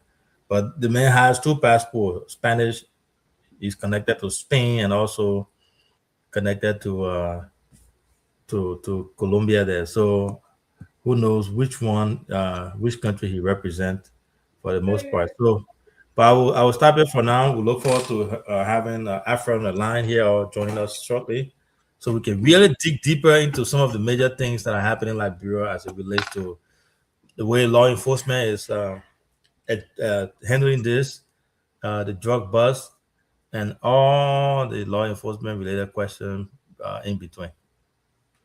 Thank you, CEO. I think our man from Buto they're having some kind of network issue. I know whether it's from my end or I think I wanted a network issue. Are you sleeping? You guys want to know that he's sleeping? no, you having network issue. I'm pretty sure of that. You rejoin us very short. But just what you said, I think again, diplomacy work different ways. It depends the country. It depends how the tar have been laid before. Mhm. But with this issue, from what I know of is that when a citizen from another country commits a crime in another country and there is a consulate or there is an embassy within that country, the first thing you do is that before the interrogation can go on, it's almost like a memorandum rights. You will have to alert the consulate or the embassy, letting them know that your citizen have been arrested or your citizen have been taken into custody for questioning based on XYZ crimes. And these things, most often they are done in the period between 24 hours and 72 hours.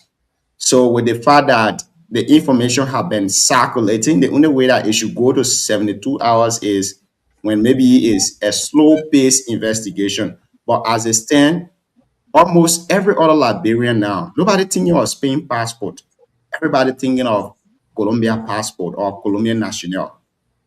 So everyone thinking that, okay, this guy is from Colombia, this thing is happening, blah, blah, blah. So with the way the investigation is, or the way the public perceive the investigation, that's how fast the authorities in charge need to do the investigation. So now that the person is being alleged on social media or social media platform that he's a Colombian citizen, I think they should do a communication quickly to the embassy, alerting them that, okay, this is what is going on. We are in control of it, but this is it. Maybe Colombia will say, okay, we don't trust your justice system. We'll send our own lawyer to represent our citizen. Or they will come to one conclusion that, okay, this is the case, we'll use our law. Colombia could also say, okay, if this person is our citizen, we don't believe in your prosecution system, send the person to us, extradite the person to us, and then we can prosecute that person. In many instances, countries will say, we don't believe in your justice system, we don't believe in the way you do prosecution. So send the person to especially countries that have capital punishment, that impose capital punishment on other citizens. Other countries will say, no, send the person to us. We will investigate that person and prosecute him according to our law, because your law has a capital punishment. So these things can happen. But diplomatically, again, a lot of things are involved. Like the DEA or the Joint Security have been saying, this is a national security issue. So they are taking their time to do all of the investigation. But we hope and pray that at least let's do the seizure at the port. Let's do the seizure at the borders. But doing the seizure within a country, how do we know that over 50 million have not been distributed to other households in Liberia? How do we know? We just went to one house, we seized this. How possible it is that this thing is everywhere. Alfred is in the back, we've been covering up for Alfred to join us. He's here. Maybe we can take the next 30 minutes or 1 hour with him and try to get some major understanding on this issue. Let me see. See, are you guys seeing him? Or No, I'm not on video because I'm in my uniform. All right, Chief. You know, when it happens, I know we can run with you quickly. So I know how long you will be on here tonight. No, I mean, I can give you guys pop, so I can give you like an hour or so, 30 minutes to an hour. So, you know, if nothing pops or so. I mean, hour that I think it's about $700 per hour. So then I'm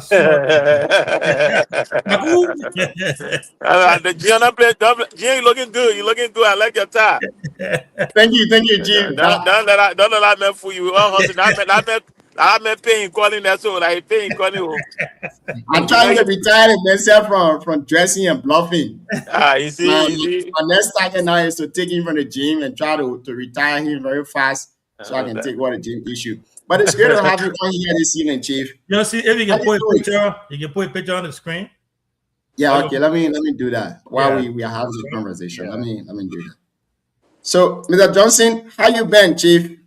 I've been a lot, my man. You know, been back and forth with all these noise people with everybody here tearing me here and there. So, you know, I've been engaging the public as it relates to all these issues. But outside of that, I've also been living my life, you know. Yeah, you know, you've been living your little quiet life there. I saw one guy scraping your heel. The man said, "Hey man, yeah, he thinks that he knows everything." Yeah, I said, like you get attacked for no reason. When the man put it, one man say, "But I'm gonna melt." When the man say, "Expert, I'm gonna expert him, expert in." I said, "Yeah, God." Yeah, so as long as you disagree with them, man, they will go after you. But it's great having you watch. You know, start to. I want him to do a thing, but a lot of men looking for a picture for you. But you know what? Before you do that, you can try to ask the man question first, or if you want me to, I can go ahead. Yeah. So see you. Let's see if we can take care from that end. I think I feel like a profile. I will send it to you. Okay, you go over. I'll send the man picture to you. I'll send the man picture. Okay. All right. All the money on it. I'll send it to you. Hello. So okay, great. Why the CEO try to get the picture to me here so we can get it on the screen? After, it's great to have you on here this evening. You've been having a lot of opinion on the major issues happening in our country.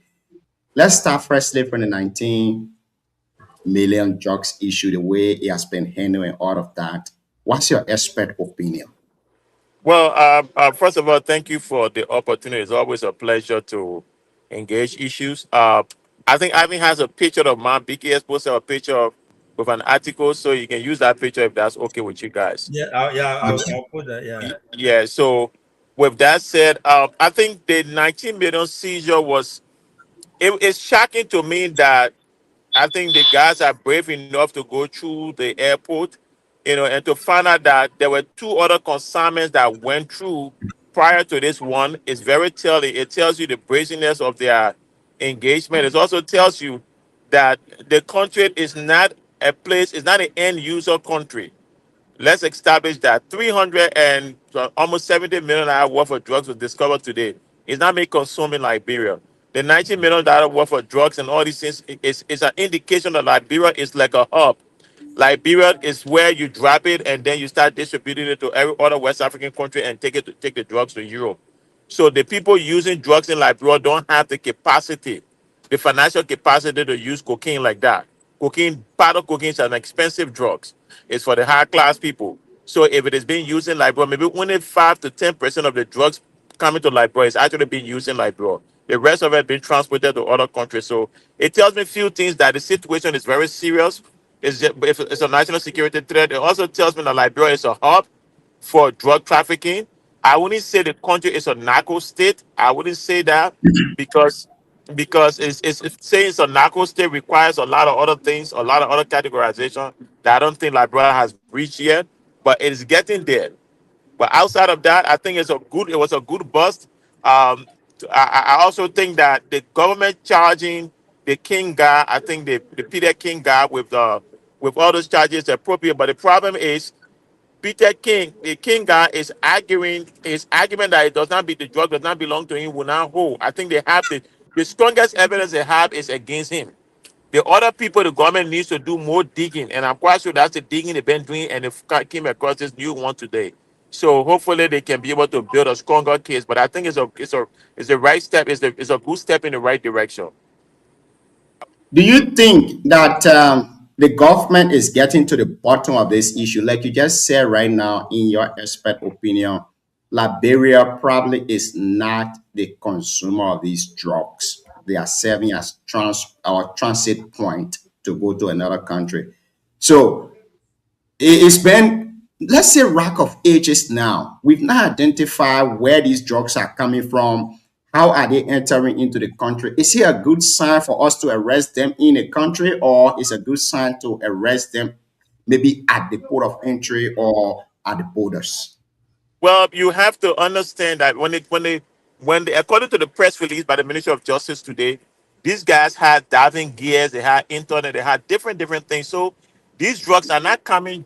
These drugs are not coming just through the border points. They're probably coming through the sea, through the air, in so many ways than one they are coming. So it will be difficult to arrest them like that at Vera because Liberia has a porous border. You guys from Nima, you right there in Nima. There are so many entry points to Nima. Plenty. There are so many entry points to Nima right there. To come from Sierra Leone to County Labrador, there are so many entry points. So to do that is going to be difficult. What you need to do, you need to strengthen the security sector that will be able to assess this, they'll be able to detect these things. So Liberia being a transport point is very concerning, but I don't think, to answer the question, I don't think the government is hitting it. I'm telling you right now, they have not scratched the surface yet. They have not scratched the surface yet because this is something, these guys did not come into Liberia 2-3 years ago. This operation, this syndicate has been operating for decades. We are just getting to know it now. We are just getting, this syndicate has been operating for decades. So these things are not happening just overnight. So they are established.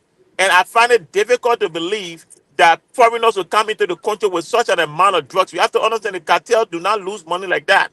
So for foreigners to be able to be brave to bring 300, 400, 500,000, 500 million worth of drugs in your country, they are connected. That is not a connection with fishermen. I'm talking about connection with people who are able to say, hey, make a phone call and say, hey, let that package go, and it goes. That is not serious. So the fact that that is happening, it means the government has not scratched the surface yet of this. All they are doing is just getting this thing, and it won't be surprising to know that maybe somebody else who's involved is pointed, because it happens in the cartel world. If I'm a rival if I'm a cartel, I'm a rival to Avin, I can expose Avin's stash and go arrest Avin, and I just replace the spot Avin supposed to sell the drugs. I take over. So we don't know how these guys are getting the tips. So I don't think it's gone anywhere yet. It has not scratched the surface yet, but it is the right step in the right direction. So now, this bring another question. See, I will come to you after this for you to ask your question. With the way the investigation have been going, there have been leaked audios where Peter King, who is allegedly in police custody right now, was speaking to an individual and telling that individual that what you bring to our area has been recognized. Can you go there to get it? And the person is saying, no, nothing will happen. This is very okay and all of that. Are you afraid as an expert that some way, somehow, this is involved with government officials within the country? Yes, of course. I mean, we don't, it's not a rocket science. You don't need experts to tell you. Listen, let me tell you, the cartel operate, and one thing you have to understand, if the cartel starts to lose money like this, borders will start dropping. Borders will start dropping.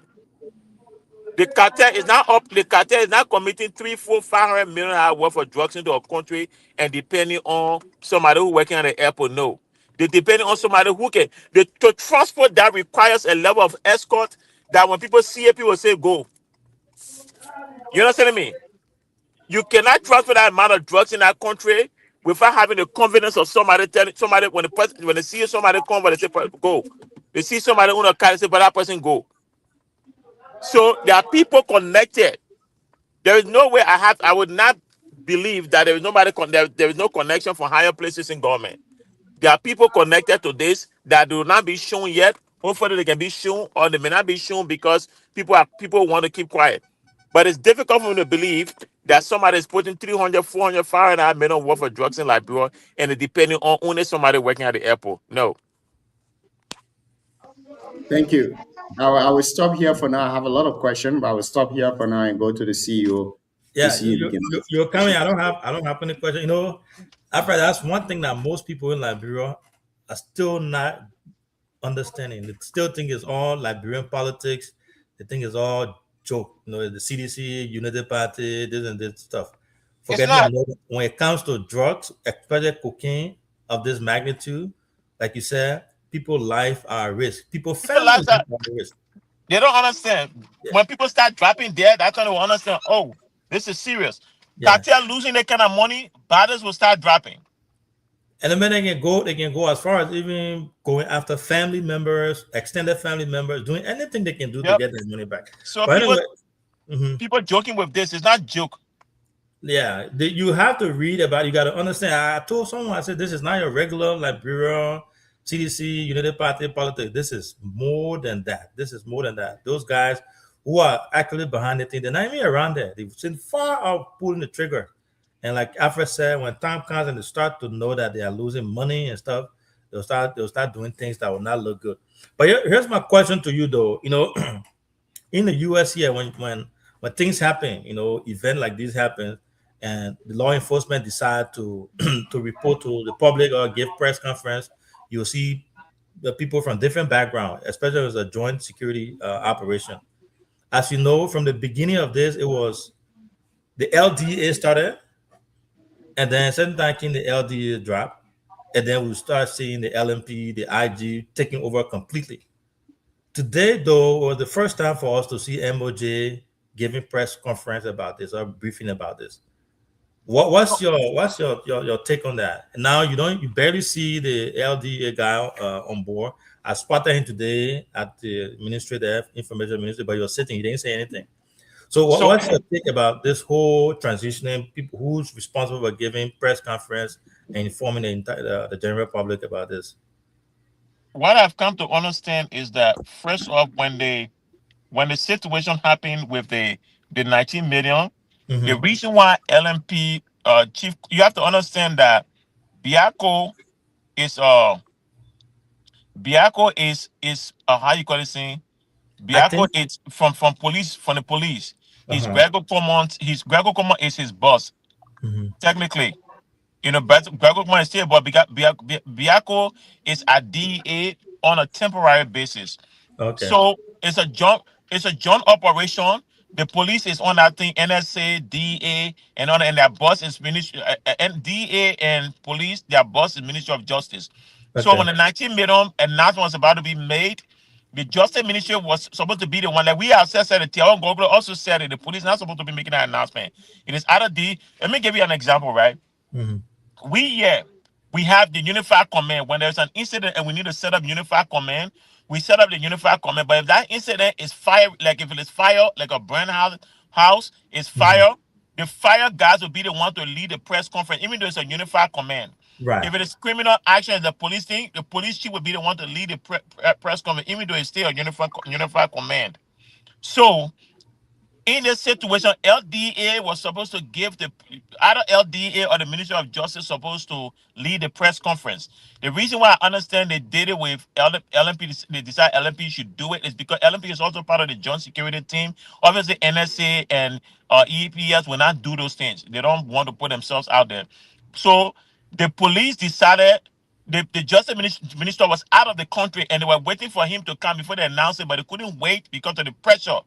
So now they had to decide who will go do the announcement, and since Gregor Commons left the camera and Biako is kind of like to be laid back, they decided that the Justice Minister decided that, oh, Greg, you can do the press conference. But it is not unusual to have the Justice Minister to do it. As a matter of fact, that's why I said I was very critical of that before, and the Justice Minister now has decided that they themselves going to issue the press conference or press releases, and they will do the press conference, which is good. It's a good thing. The police just have to be there. The Justice Ministry is the overall boss for the police. They don't want someone to be making this announcement or overall boss for LDA and the police. So it is not unusual for Justice Ministry to do that. Okay, I got you. Yeah, thank you. I've been, for me, every time I see, I try to compare it to the way we do things in the States here, and I've been noticing that the difference between the way they do things there. Now, to my next. Go ahead. Even the situation. Remember the situation with the I think Stanton situation where the person who made the announcement, it was the prosecutor. The prosecutor was the one that made the announcement from the state attorney office of Florida. The prosecutor is the one that made the announcement. So it's not unusual for the prosecutor to be the one that made the announcement when it comes to these kind of investigation and things like that. Federal joint investigation, yes. Yeah, well, without going into details there, if you notice, I don't know if you saw the video, I'm sure you did. The latest drug bust. You had Eugene Fagon, you have the media there, you have everyone there, live camera like they always do. And then when they did the bust. The first one, the $19 million one that is still in question, there was nothing as such. You know, we don't even know what happened, what they got. The whole detail just remains scanty, right? Was there a reason why they, because some people have been saying it, selective justice, but maybe it could be for security reason. Based on what you know and your expertise, is there any legitimate security reason that will cause them to treat another case differently, the $19 million one different compared to the $314 million one different when it comes to the media presence and the camera and all that stuff? So we have to understand that the $19 million situation, it didn't come out like the way this one came up. Right. The $19 million, that's more of a happenstance situation. Oh, we're going through airport security and we discovered this and things like that. So the suspect were not paraded. As a matter of fact, the King guy was paraded at some point, but not like this. This was not like the executing a search warrant and things like that. Let me also establish, it is not unusual to have the media taking pictures of these things. My only concern is that you still have to prosecute these people. So in order to prosecute and to have an effective and efficient prosecution, the chain of command and evidence, the evidence protection has to happen. You have to make sure that people don't contaminate the scene. And you have everybody there today and all these things. It just didn't make sense. I've always said that. Be careful with your scene, because in prosecution is a whole different situation. So you got to be careful with people interviewing suspects and things like that. But the reason why this was different is because I believe there was a search warrant executed on his house. Right. This $19 million drug situation, it was discovered in the course of conducting custom inspection. So the optic was not there like this one. And it's not unusual for police or law enforcement agency to have pictures of these things, because we do it all the time here, just to show the public working, to give the police some sort of boost to and things like that. It is not unusual to have that going on. So I don't want to read too much into how this $300+ million, almost $400 million worth of drug situation was handled as compared to the $19 million, because the $19 million situation happened as a result of custom inspection. This one, search warrant was executed, it was planned and everything. And do you, lastly, before I go to Jen, do you believe that the reason why the $19 million, the suspect, the folks that were named, only Paul King named, or only Paul King we have, and the other folks, some I believe they said they have left the country. There's not much information on them.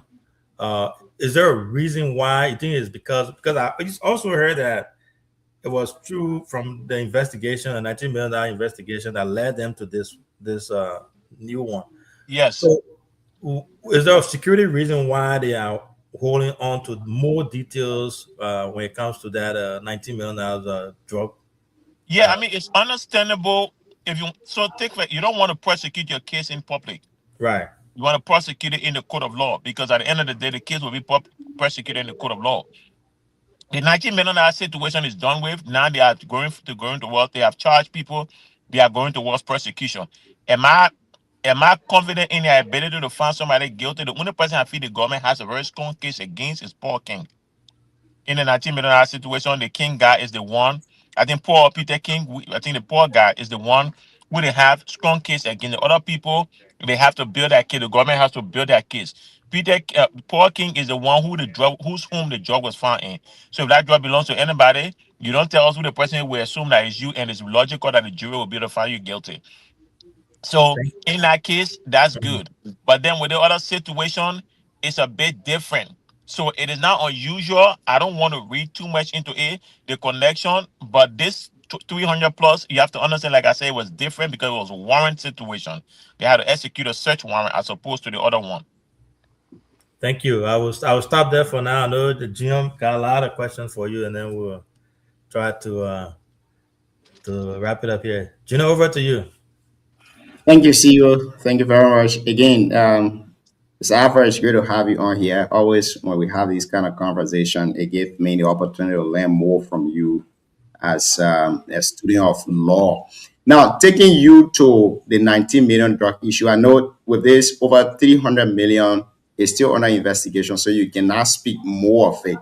But the 19 million, they have done all of the, I'm told that charges have been issued to the perpetrators already, and hopefully one of whom is is in country. The rest of them were charged in absentia because they're So not there. now, there were now, I want to ask you a question. Do you think that leaving people at large to charge them and then putting the information out there, is it a good sign for the LMP? Are we going to get these people in custody? So if yes, what are the procedure we are using? So it is not. First of all, when you charge people, it's not unusual. Again, I like to make sure that it's not unusual because we do that here. As a matter of fact, we had a murder suspect. I remember when I think about it now. I remember I worked that murder scene. A murder happened in 2020. In 2020, somebody got killed. And it was just we developed a suspect and everything. We announced charges against him. And it was just, I think, yesterday that he was arrested. He'd been on the run for 6 years. It was just yesterday he was arrested. So it's not unusual to announce that this person, because what you do in announcing somebody being charged with something, first of all, it puts the other law enforcement agency on alert with the picture. This person is wanted for a crime. This person has been charged. They wanted for a crime. So you put other law enforcement agencies on alert that you have somebody, you have a fugitive out there. It also gives you the ability to know, okay, this person is being charged. We have to we close that part of it. Then we have to focus on other aspects of the investigation. So it is not wrong to do that. It is not wrong to do that. Now, how do you get them?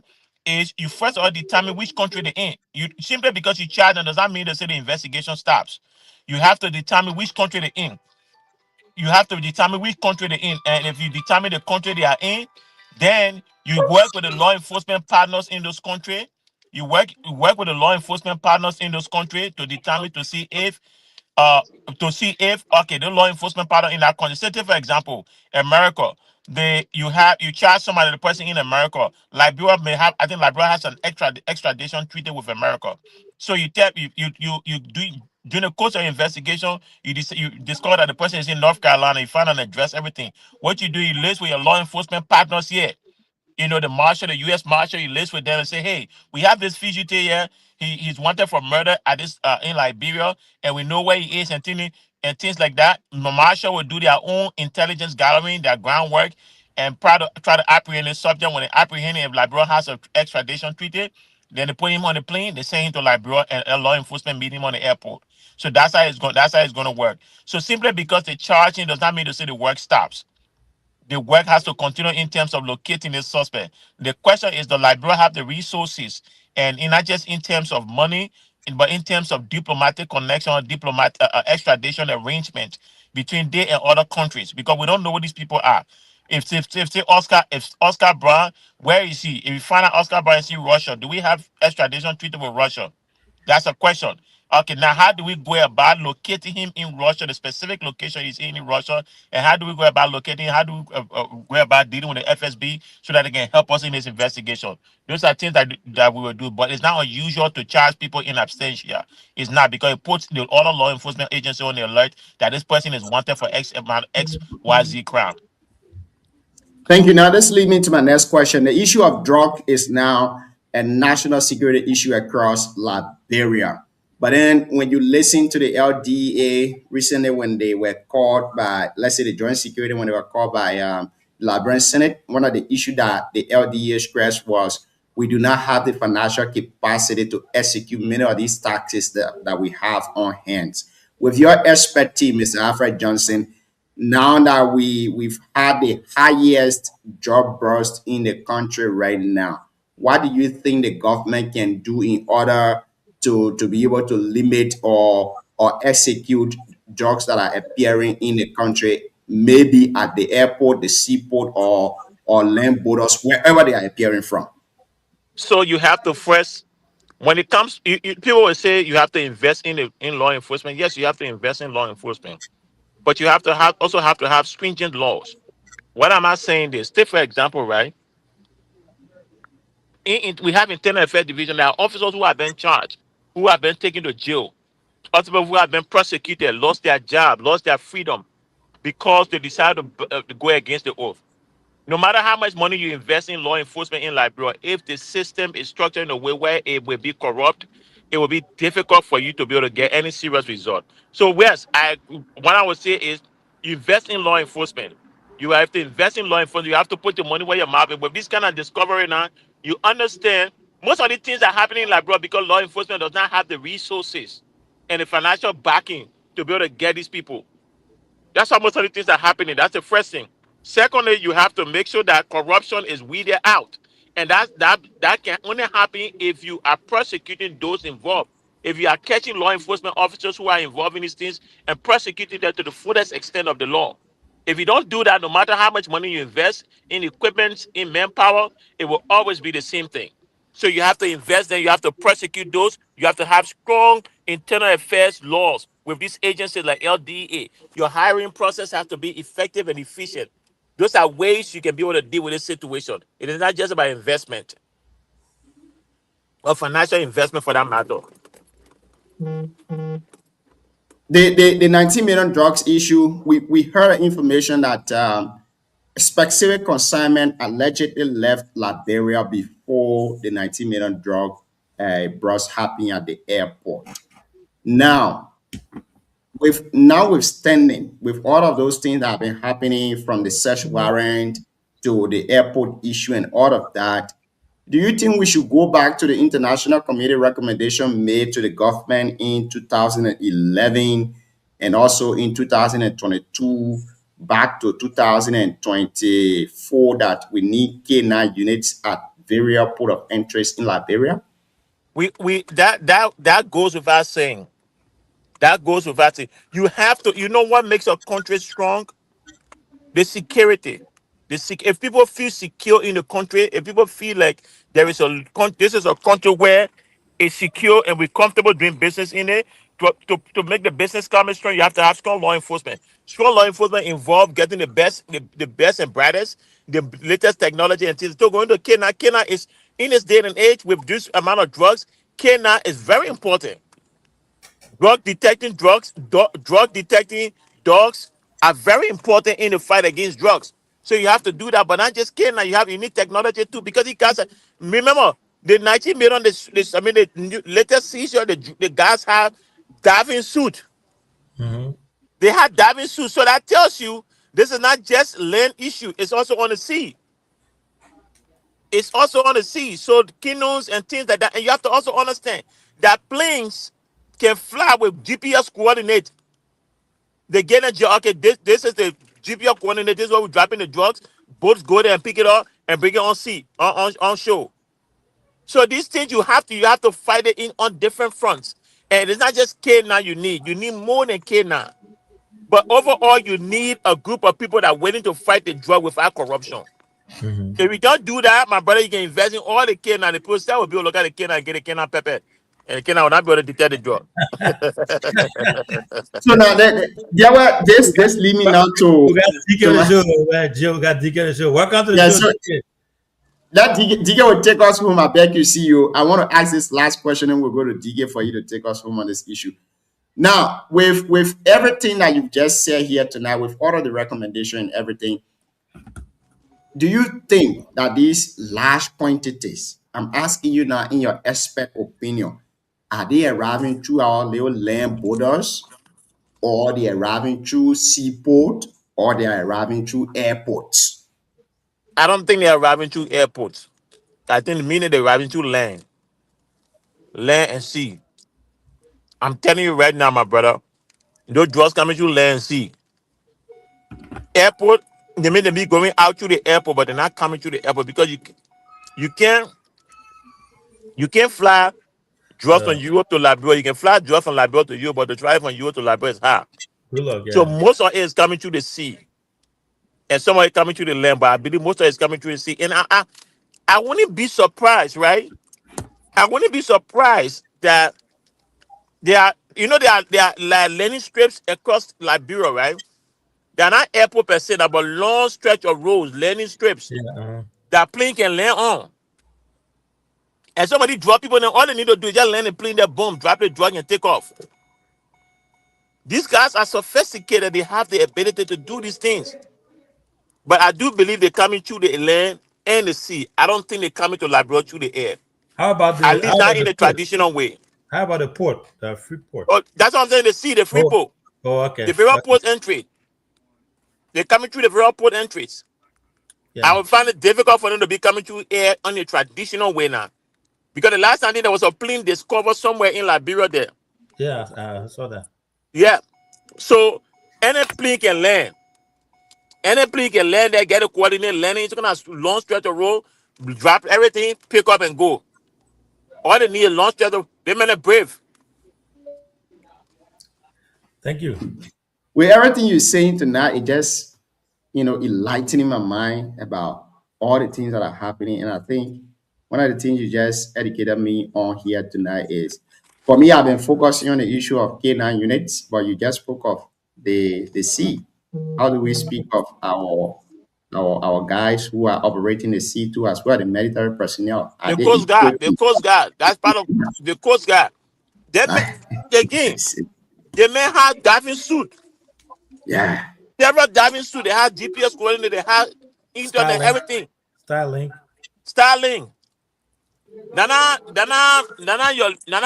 your West Point kind of people in there. Another thing I say again, the government needs to focus on is, let me tell you, my brother. Let me ask you a question, right? Have you been to the casino, Gian? Hypothetical, no. No, not.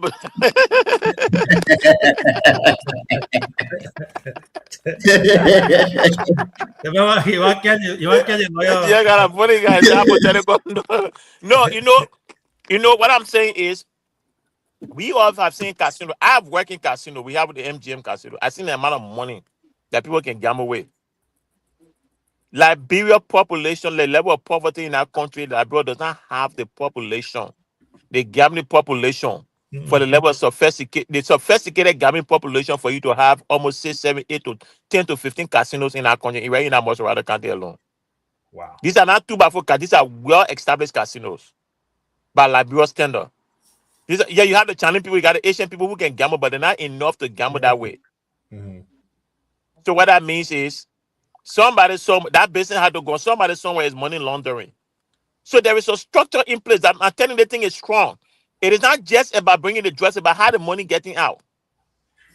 Those casinos, those bars, different people open bar. How many people go drinks and things, but you selling drink 4 for 5, Shintao 4 for 5. Electricity not readily available. Generator to run generator that plenty of money. How are you making profit?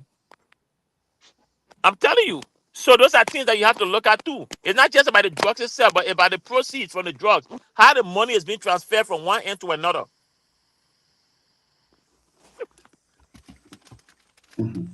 Well, anyways, Afra, it's great to always have you on the show here this evening. DK, you can ask your question before we go to the See You and Let Go of Afra. I think we've had a little 30 minutes with him. So Thank you, Afra. Why you are not appearing live?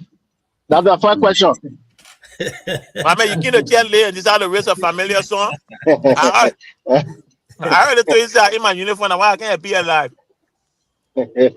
That's 1, 2. My second question is, Afra, with all your experience, are you willing to serve your country someday, if possible? Yeah, someday, yeah, but not now. I can tell you that much. So the Sunday will be what time? I said, my brother. Let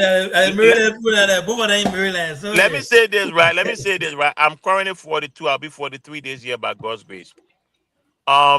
By 50, I'll be eligible for retirement. So let's discuss when I hit 50.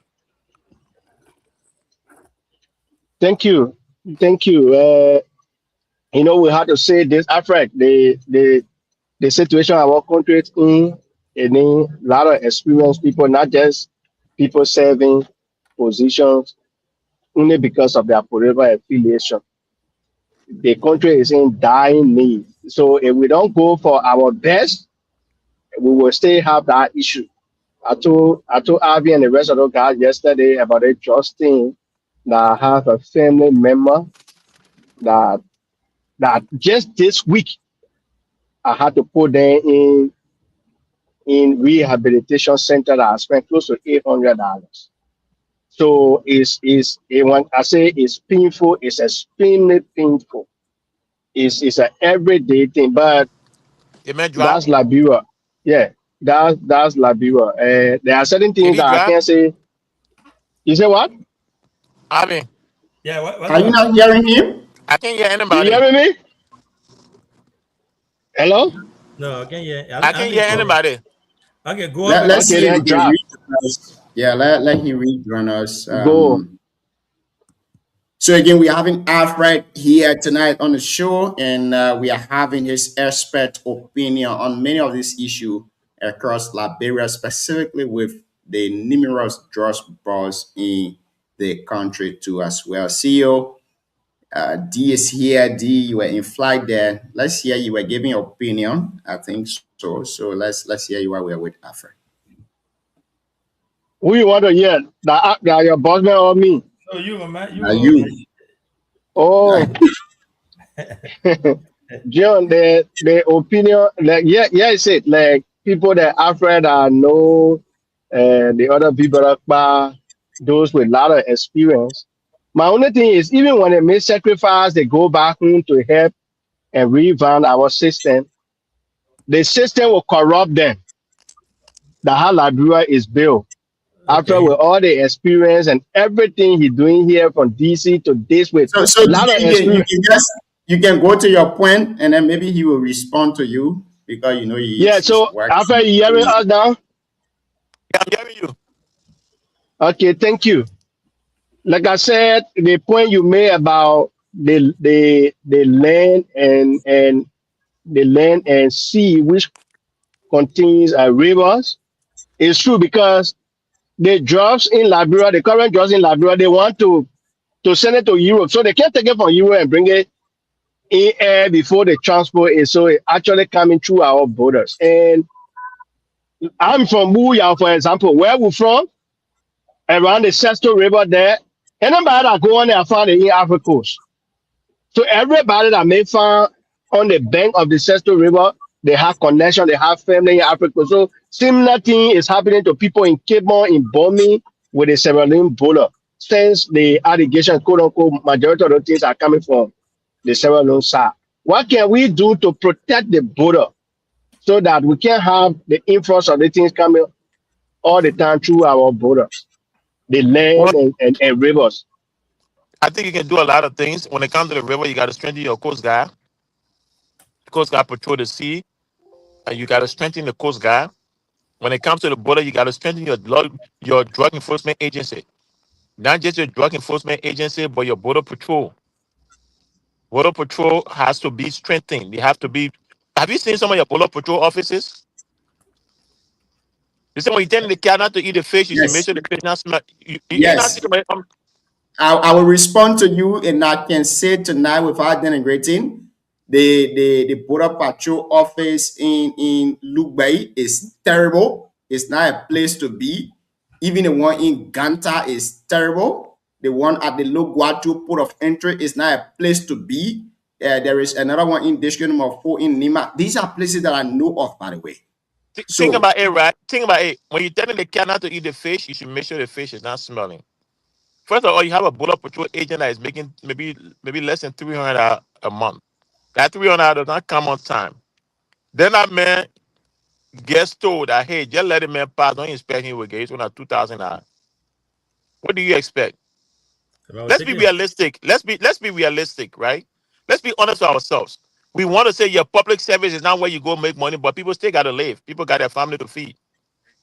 You're not paying the man on time. You see some, oh yeah, the reason why we do what we do is because I have benefits. I have reason when you want to wear shit. Hell, I'm gonna lose my job, lose my freedom for what? I don't want to risk that. I look at 20 years from now, after I retire, I get my retirement. My family, when I die today, my family will get life insurance benefit, all those security. When I think about all this, don't get me wrong, people still do it. But when those things are in place, then your decision to engage in corruption becomes a little more difficult. But if somebody is making $300 and another person brings them 2,000, 2,500, hey, just let that man pass. It takes a lot of integrity for that person to ignore that $3,000. So you have to pay your people the right amount. You have to get a benefit. If you're not doing that, my brother, you will talk about you go for now the German day, your border patrol, your drug situation will still continue. because the people need to be paid. You need to have a strong border. You have to have a strong security force, and the security force has to be corruption free at least. But when you say corruption free, it means you got to pay them on time. Take care of them financially. You cannot expect them to do what they need to do and still pay them 300 and expect them to English 3,000 that coming that way just to let somebody go one time. D, over to you, Chief. That point about paying them better and everything, I think I raised that point to Arvin all the time. Beyond the lease officer, that are on the border, those one for high up, are very corrupt. From the police director to the LDA to the immigration, the only person I can speak to about that thing will be the guy that heading the NSA. But from the police director to everybody within our system, from high up, they are the one that they're using to pass through those things. So let me say this, right? Don't even forget about the police officer. No, but I would say this, right? I mean, be very clear. I don't have any evidence to support you. I say I'm not speaking about you. Keep your professional right. thing No, to I just yourself. want to make sure that Yeah, I'm not talking. I'm not speaking to you. I say I have meeting this all the time. Why I'm saying that certain day after of the show, I would tell you, I told Arvin before that certain appointment when the main government that I know those people very well. After I live in our country, majority of those people that I have I know them, I interacted with them, I know what they can do. So yeah, there are certain appointments. Ask Arvin, when they appoint the person, I'll say, Arvin, this person will do this because I know the person. So it's a difficult thing, but again, like I said, the only time we can control the thing is our professional, like you and others, make this ultimate sacrifice. Anything outside of that, like bro, will be an ocean of drugs, and it's not nothing not going away just now because we don't have anything to stop that. So that's my contribution. Thank you always. The next time you appear, please appear on camera. Thank you. I will try to. You